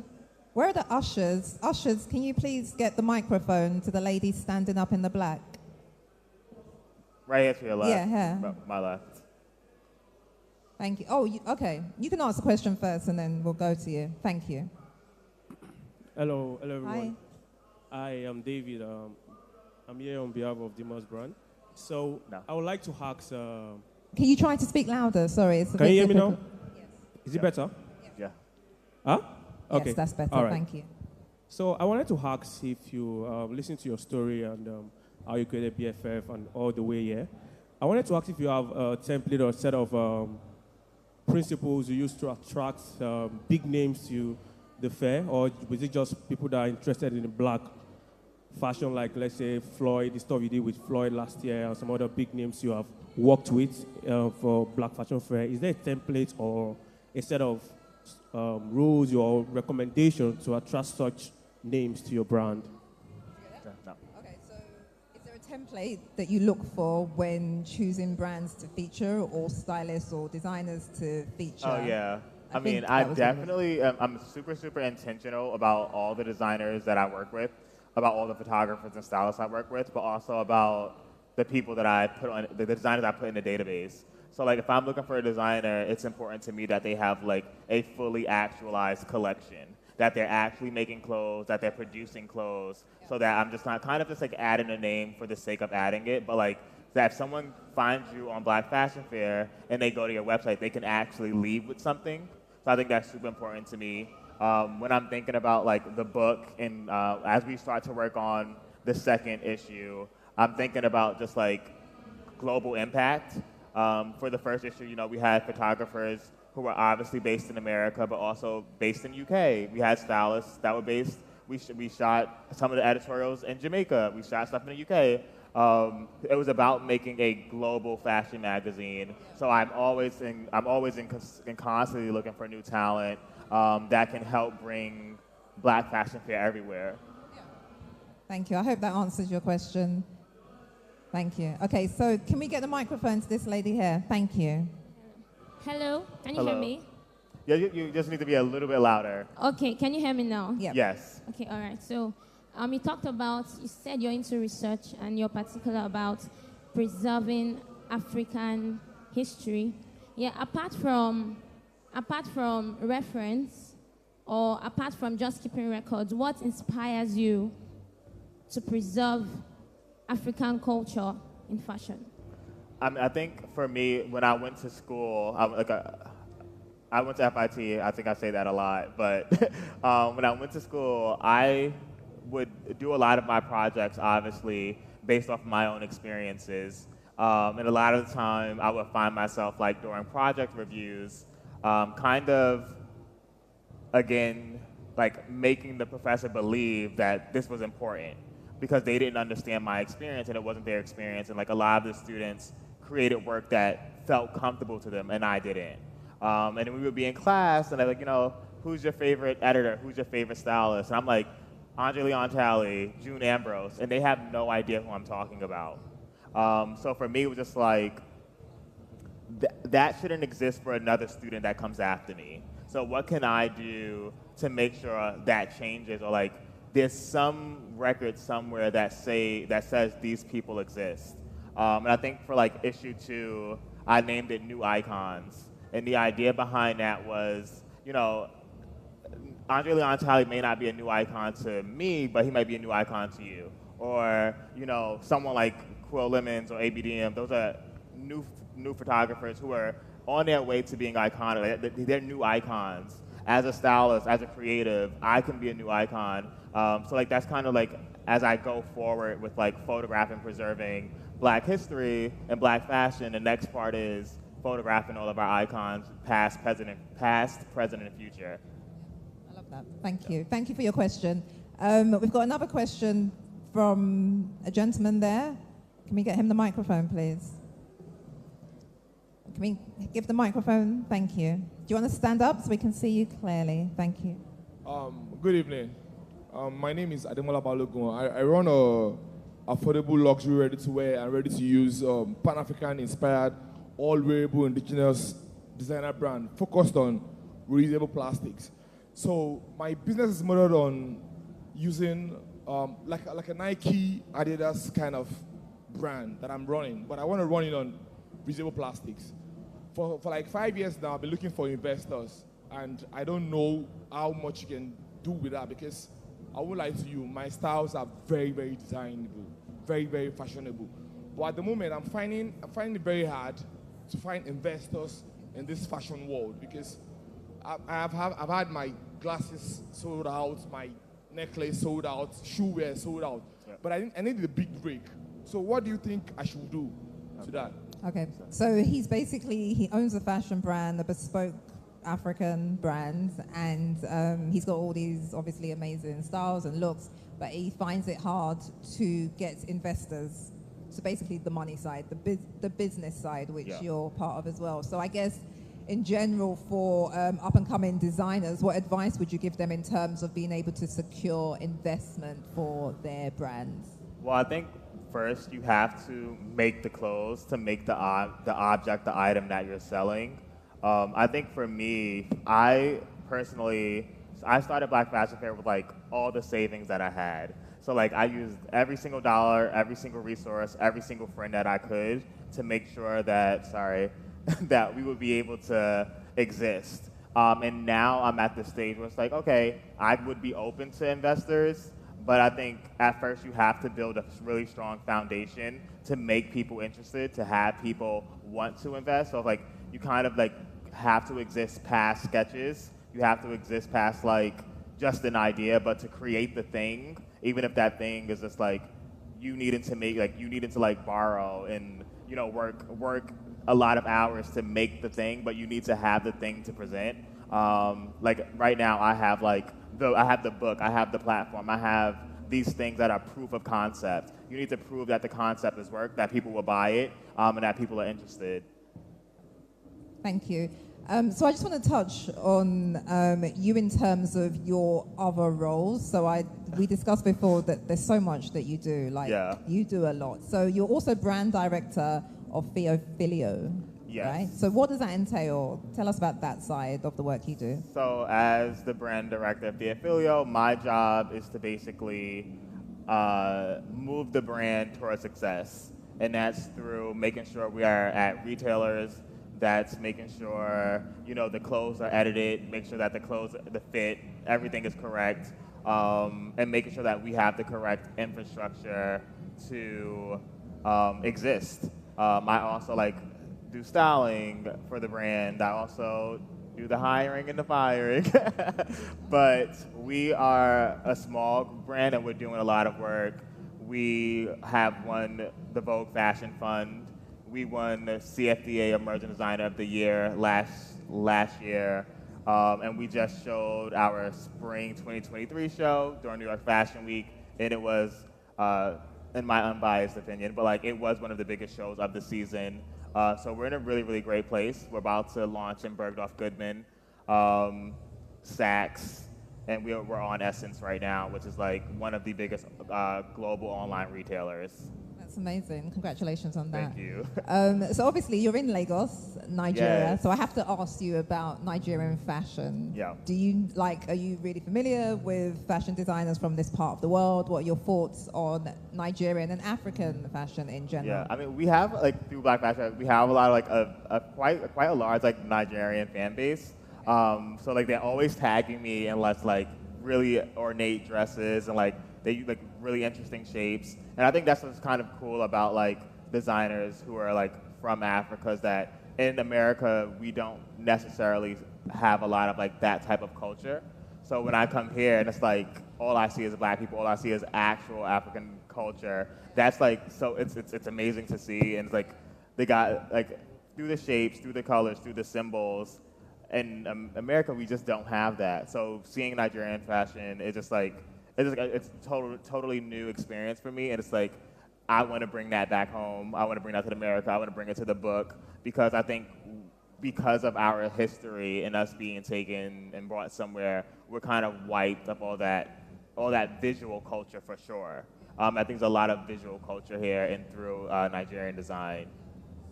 I love that. Yeah, it'll be great for you to take that back. Yeah. You know, that would be awesome. Do we have any more questions in the audience? Okay, there's a lady here with her hand up. Can we please get her the microphone? Thank you. She's right at the other end. Thank you.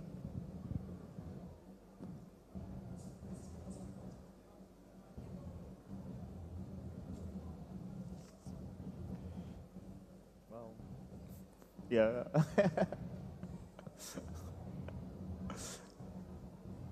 Hi, Antoinette.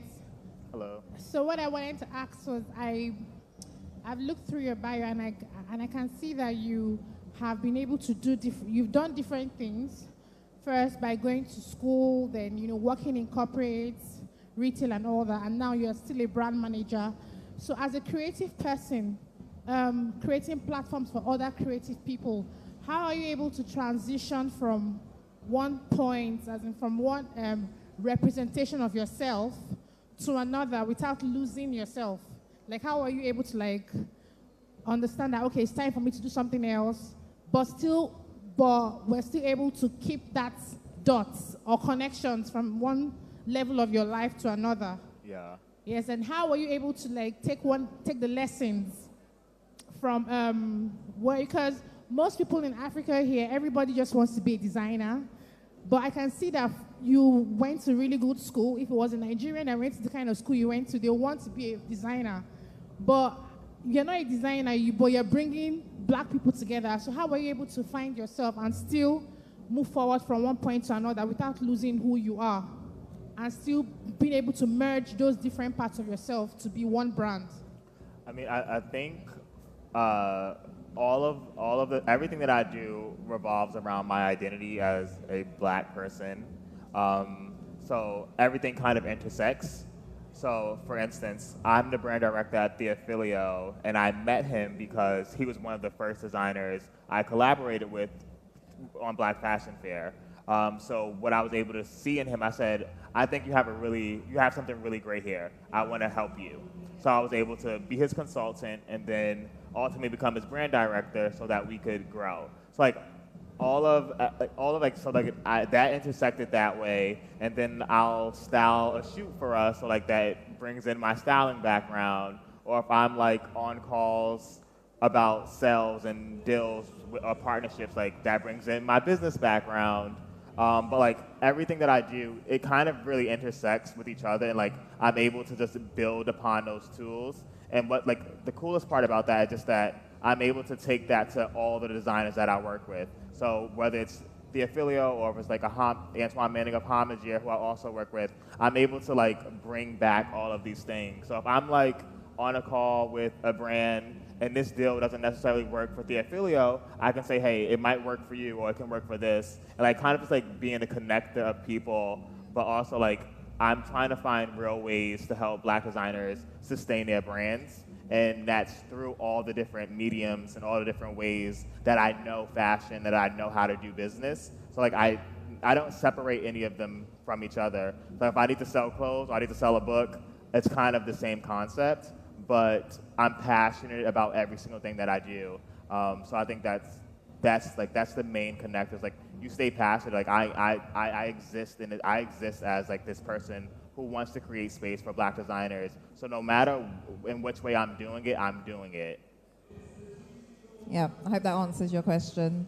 And I love the fact that you spoke about your identity, right? And in terms of that's what drives you and what ensures that you're able to deliver and what it is that you do. In terms of your fashion identity or your style identity, how would you describe that? Because obviously looking at you now is very kind of cool, do-rag look, but what inspires you in terms of your own personal style? I wear a lot of black designers. My sneakers are Pira Moss. Kirby's a great friend of mine who makes great sneakers. But I love supporting my friends, and I'm in a very fortunate place. My friends are designers, and they're very, very talented. But I am a black man, and I like to be represented as such. I don't try to fit into any box. I'm up here with a do-rag on. I'll wear do-rag on the stage. I'll wear a do-rag in a corporate setting. It's who I am. And then I love things that are just over the top sometimes, or glamorous. I don't know. There's this like this soft glamour that I like. So like this jacket is just like, it's like this over-dried, over-dyed denim jacket. Like here are these like really beautiful, sparkly pants. It's like, I like the juxtaposition of it, like the contradiction of just like, even myself as a black man to like be in something that's like, can be seen as feminine, but also very masculine at the same time. I like to like merge those identities and just like kind of play with them, like play with them for sure. I love that. Yeah. Okay. Do we have any other questions from the audience at this point? Okay, we've got a lady in the middle aisle, please. If we can get her the microphone, thank you.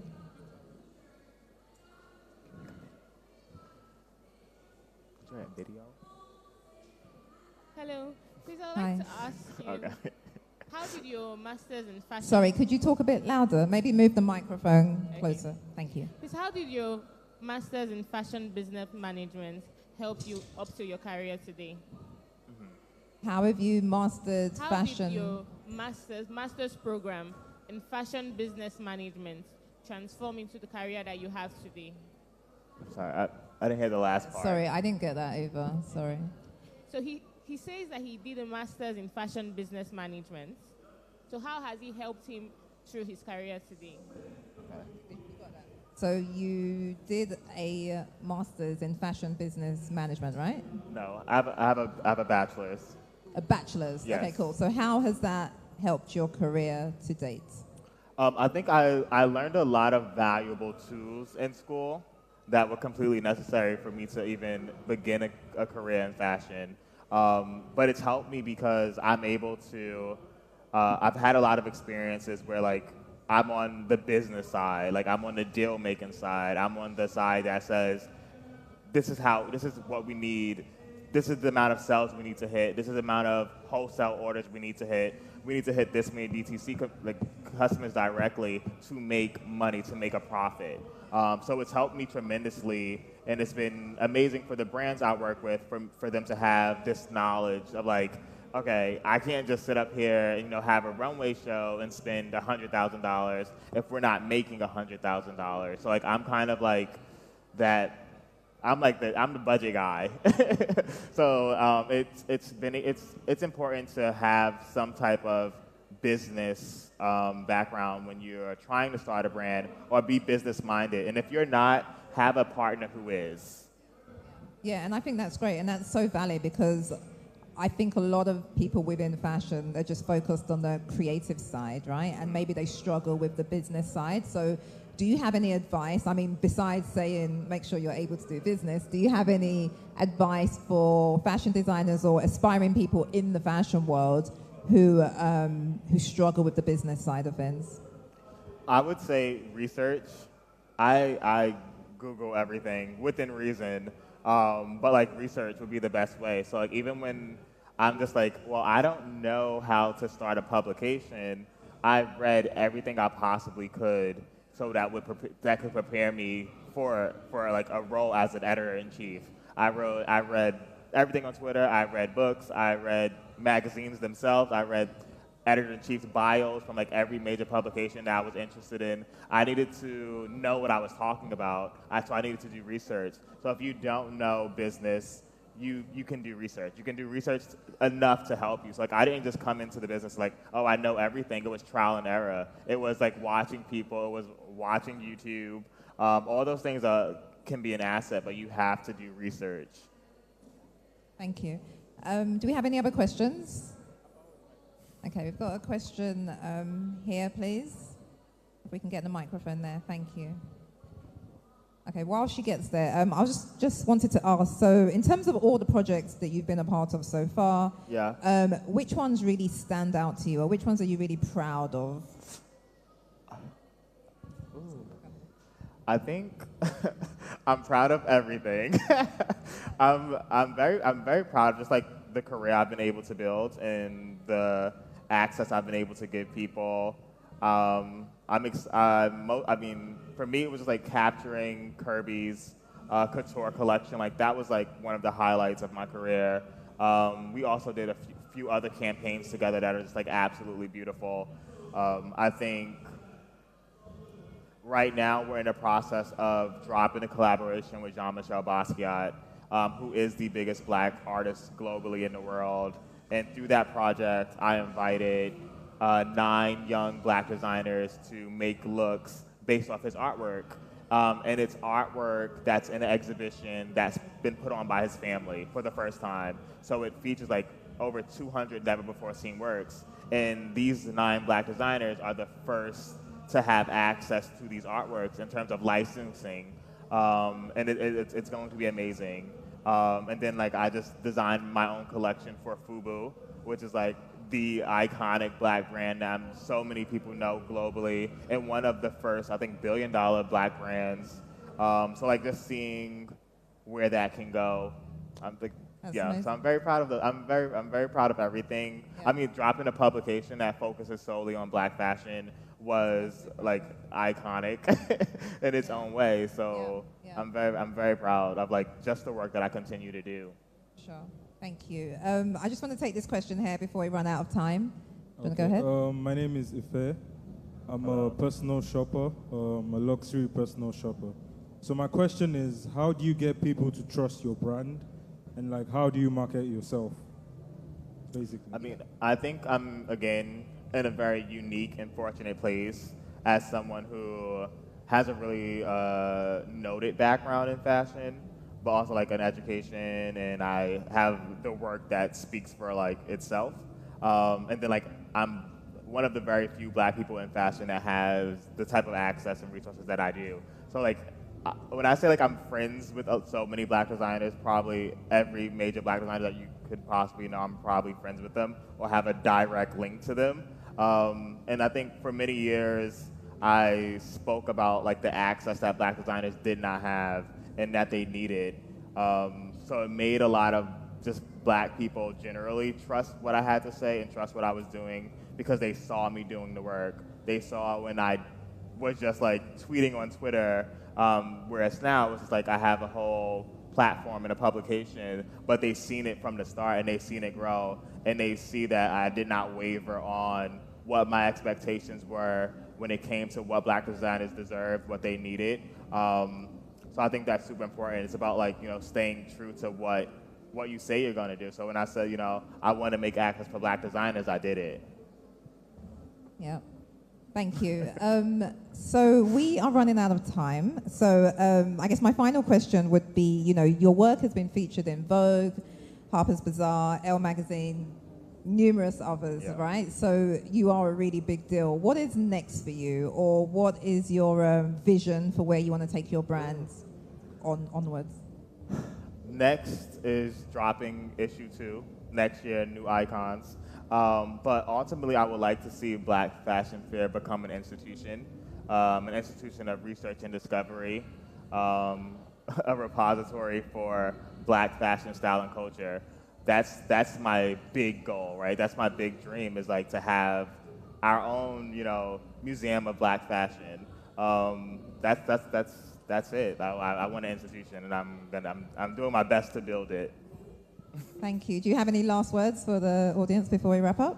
No, no. Thank you guys all for coming. I think the thing I would say is like, for people who want to design and want to have a business and want to, grow, it's like if you build the thing, people will come. And if you build it in a genuine way that's intentional and you're telling your story, like you can't really go wrong doing that. But you have to do it. You have to do the thing. You have to do the work. Thank you so much, Antoine Gregory. That was an awesome masterclass. Thank you so much. Thank you. Thank you guys for your questions. Thank you. All right, ladies and gentlemen, that's it. Our final masterclass. Can we put our hands together for Agnes and for Antoine? Thank you. Thank you both. Let's have photographs. Yeah. I don't even know how.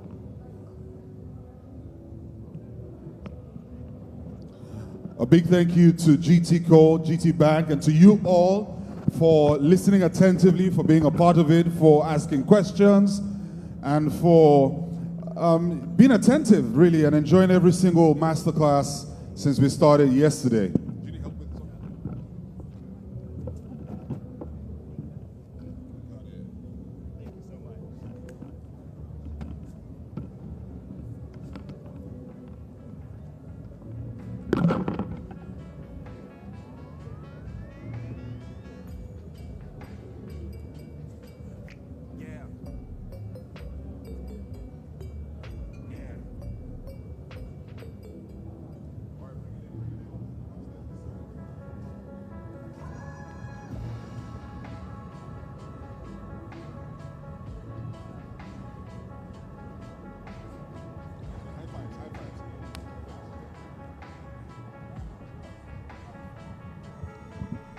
All right, if you're interested in the runway show, that will start very shortly. If you've registered, though, that's the only way you can get an access into the arena for the runway presentation, and you might want to head there now.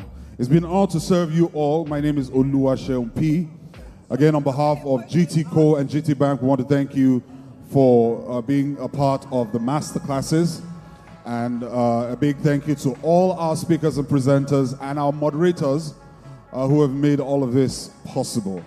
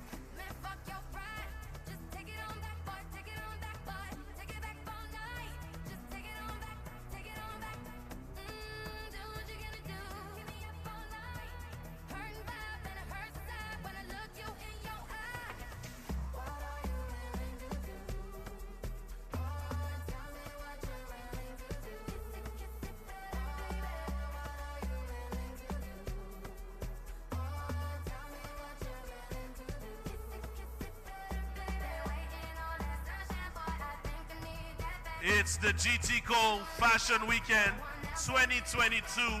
You will not see another fashion event like this for the rest of the year. So make the best of it. While you're here, make sure that every vendor is sold out. You can go to Afro King and Queen. You can go to Kanda Cosmetics. You can go to Foot City Crocs. You can go to Garb Life. I'm just listing all the ones I know at random. Yeah. You can also go to Oma by Omaomi as well. Yeah. You can go to MOT. You can also go to For Style's Sake. Make sure that, and also Saving Forever for the brides to be. Go on there. Saving after. Saving ever after. Saving ever after. I beg your pardon. So go on there for brides to be and also brides. If you're a bride or a newly wedded woman and you have a wedding dress just sitting in your wardrobe, you want to go there and find out more about their services for some cool cash. So go on there to Saving Ever After. Also to our esteemed vendors, remember, do not leave the building with your POS, okay? Yep. The GTCO officials will be coming to your stand or your booth or stalls to collect the POS that was given to you. Please do not leave the premises with the POS. Do not. Okay. Emphasis on that. Also, make sure you use the Squad platform. Squad have been doing a great job. Make sure you use the Squad platform to make your payments. Find out more about Squad. They're right here by the masterclass to give you guys more details that you need to know. Also, shout outs to Indani TV and all the superstars that stopped by. Skinny Girl in Transit, Schooled, or Game On. If you're a fan of that, they've been doing so many things here at their booth. Who else? Kimonos. Yeah, Abibe. Yeah, Abibe Kimono. By If Tom. you want to go there, you just go on there and go find out more. I got one today. It was really cool. Yeah. So go in there and buy. Shout outs to Everest as well. And Ruby and Teal. Ruby and Teal. Ruby and Teal as well. So go on there to their store and then check it out. Go check it out. Go check it out. Okay? Now, we know we've been talking about fashion, and some of you are hungry and thirsty. Shout out to A+ Cocktails. A+ Cocktails are outside doing their thing, serving people and quenching their thirst. Shout out to Mrs. B's Jollof Rice. Shout outs to Hans and Renee as well that have been in the building, giving some awesome cakes, ice cream, gelatos, and of course, some wonderful Mrs. B's Jollof Rice to go with it. Yeah, let's not forget skincare as well. So if you're struggling with acne, hyperpigmentation, sensitive skin, or dull skin, just go on to Amorcare Skincare booth. They are outside. Go take advantage of their free skincare consultation. And when you buy recommended skincare for them, you get up to 50% discount. So go on there and go purchase from them if you can. So go on to the booth outside and just go check them out. You want glowing skin? They got you. They got you, man. That's what's making Judith's skin glow. I'm just joking. She's all natural.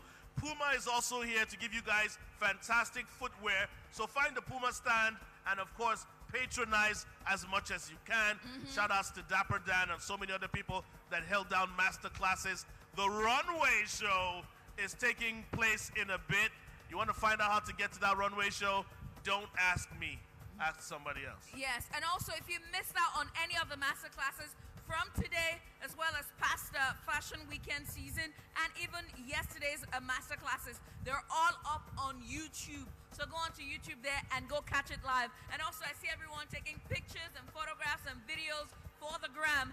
Make sure to tag GTCO, okay? Make sure to tag them. The hashtag is hashtag GTCO Fashion Weekend 2022. How many of you are in the mood to dance, to shake your body, to wrap up the final day of GTCO's Fashion Weekend? The DJ is going to make your body move. Let's do this.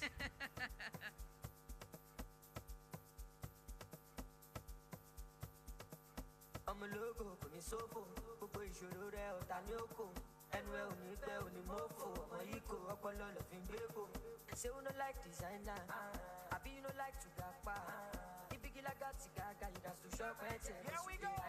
Palazzo, Jiggy, Gbọ́jà, kò lè reason. No sleeping, ọmọ no darling, gba eighteen kíákíá ọmọ yá mi. IG ó ṣá mọ̀, ṣá mi. Òbílẹ̀ bàtà wọn tá mi, bẹ̀bà mi, ṣá mi. Ọmọ lọ́mọ láàrin ọ̀tá mi.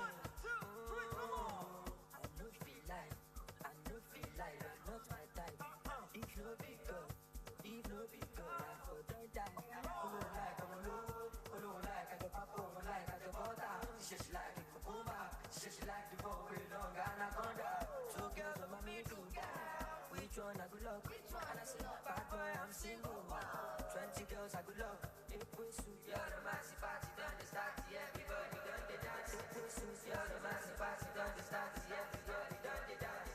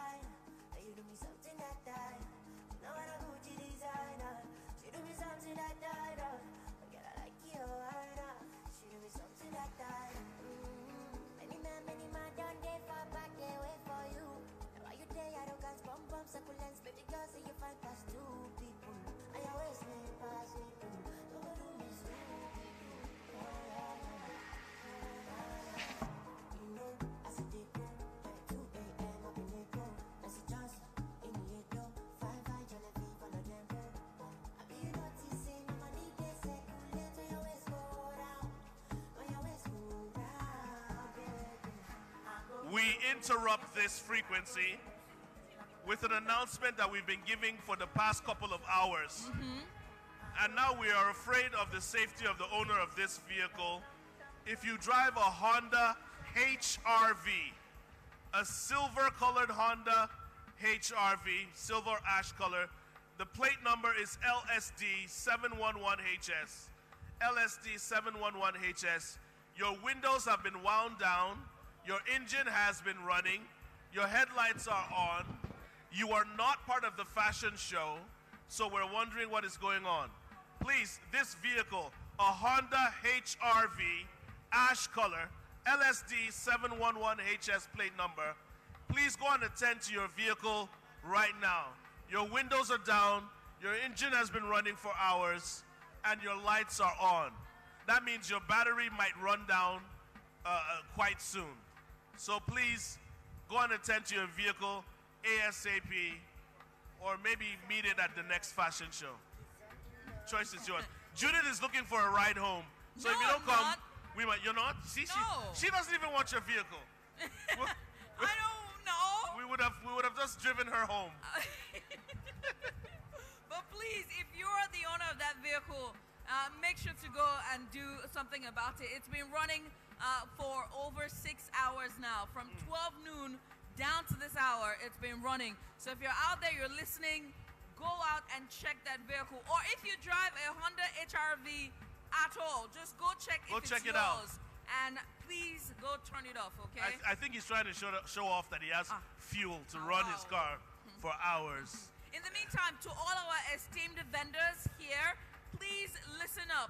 Do not take the POS machines home. GTCO did not give it to you for free, okay? We need that to reconciliate your sales, okay? So please, after you finish selling, wait for the one official from GTCO to come get the POS machine from you. Do not take it home, because I see a bunch of vendors packing up to leave, but do not leave with the POS, okay? Make sure to wait behind and give it to the appropriate officials, all right? Yeah. Please. All right, do that while you dance to DJ Cool J's. Gang, can you dance? Now what? Teach me. Hey. Hey. Hey. Hey.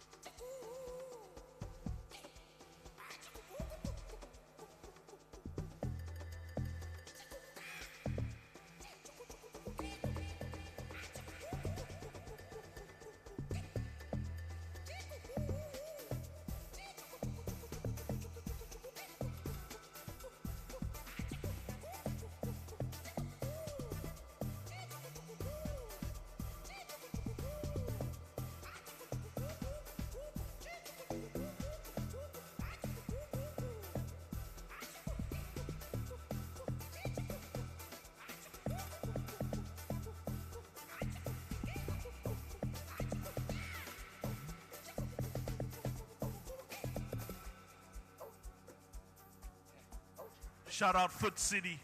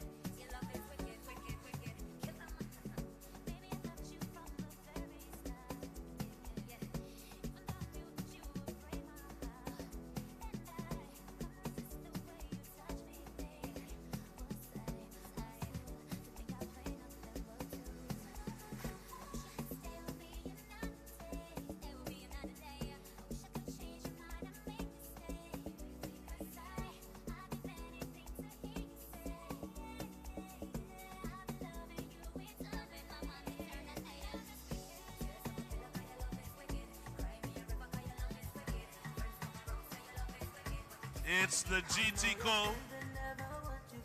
GTCO Fashion Weekend. Please make sure that every vendor goes home with an empty stall. So make sure you buy their things. Take advantage of the discounts, the promotions, the sales, the giveaways, the games, and the gifts. I can see SODK and Ayola are still here. Everybody can stay, but I think they need to leave. Who? Ayola should go home now. What? No, he can go. He's tired. He looks tired. No, he's not. He's waiting for me. What is wrong with you? I see him at the entrance of the master class. I know you're waiting for me. Yeah. Ayola, I will be there. You can go home now. Will you stop? You can leave. Ayola, SODK is still taking pictures. Shout out to Indani TV, Skinny Girl in Transit, Game On, Schooled. They're taking this to a whole nother level. Great actors, great performances. Indani TV has been holding it down. You guys should keep doing this. Mad love to you guys for doing what you do. You can get a personalized tea at the stand by answering some very simple questions about these three shows on Indani TV. Yes, indeed. So just go on to the stand. It's at the entrance towards the Masterclass Auditorium. You'd find them there. And also the superstars are here, and that's Omami Dada, as well as Ayola and SODK. So go on there. As you answer the trivia questions, you can go on and meet and greet with them. And take pictures. You know, and then post it on social media. And don't forget, with your post, the hashtag is GTCO Fashion Weekend 2022. I can see Esso has picked up his things. He's leaving. Thank God for that. Ayola is still taking pictures. He's waiting for me. With some fans, looking good. I'm jealous. That's why I want him to go home. You know. So before he leaves, make sure to go on there, take your photographs, get to meet him, talk to him. All right, this is a rare opportunity, all thanks to Danny TV and GT Co. So just grab Ayola, that opportunity and Ayola, go out. I dare you to take a picture at Saving Ever After where the bridesmaid dresses are on display to let people know. You can see it right there. Bridesmaids dresses. Ayola, I can go now, wear one of the dresses. Take a picture there. Ayola, I will go and take one of the dresses. I'll put it on just for you to let you see that, yes, indeed. Right now? Oh, baby, I'm coming through. I need to warn you, she does this with everybody. So what's wrong with you? It's not like... Are you not destroying It's my not like market? you're special like that. She does this with... Loving your performance and everything you do, bro. Well done. Nice one. Remember, out of esteemed vendors, please do not leave the premises with the POS. Keep it with you. An official from GTCO is going to come to you and pick up that POS, okay? So don't leave the building with the POS. They needed to reconciliate the sales that you made here today. And also, it's not really for free, okay? It's only for the event. So make sure to give it back, all right? All right. So do not pack it up. As you're packing up, wait for them. They're going to pick it up from you. And yeah, you're going to get your shmoney. All right, so keep selling and keep buying and keep enjoying the music from our DJ.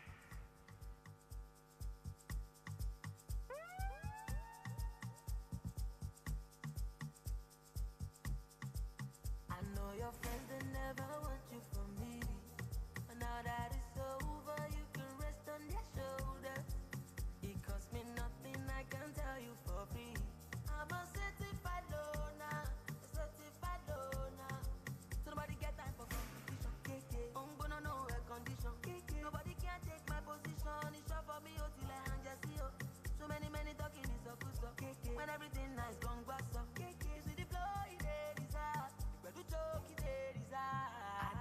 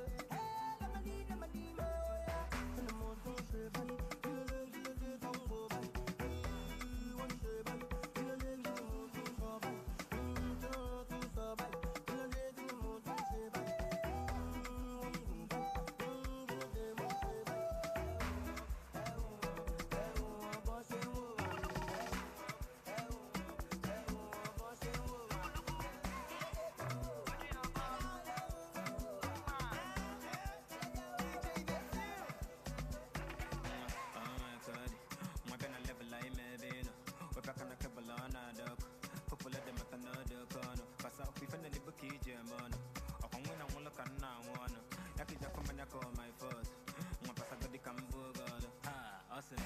Ebo. Imani personio man. Ebo. Ntaife. Ebo. But I'm a minute man. Ebo. Awesome. Ebo. Imani personio man. Ebo. Mpiago. Ebo. Otoro 1 minute man. Ebo. Go. But that's on you no one.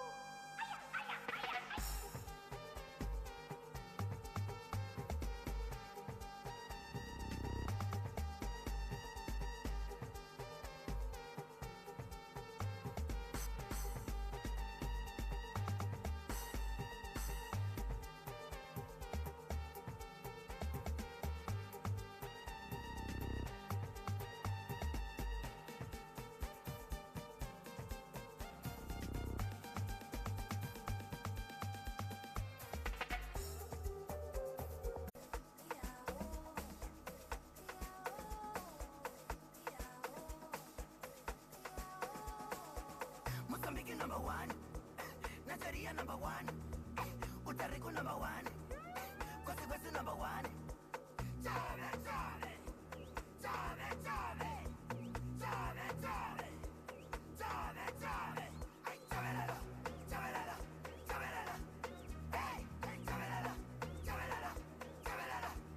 Serious, chave, chave, chave, chave, chave, chave. Chave, chave, ay, chavelala, chavelala, chavelala, hey,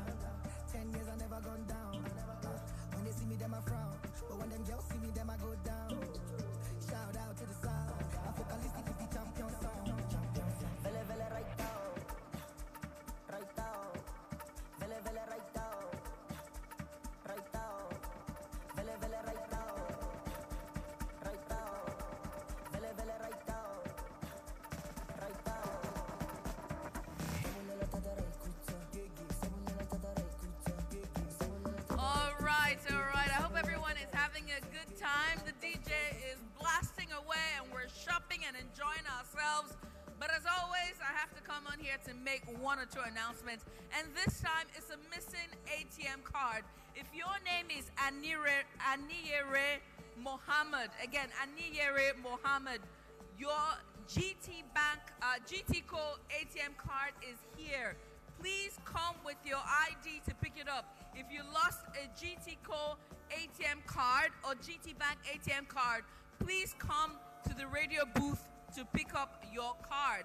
Aniyere Mohammed, if you are listening to me right now and you lost your ATM card, please walk all the way down to the radio booth. Ask any GT official. They will show you where the radio booth is at. Come and pick up your card with a valid ID card. Also, Onoche Ogechuku Violet, your First Bank ATM card is here as well.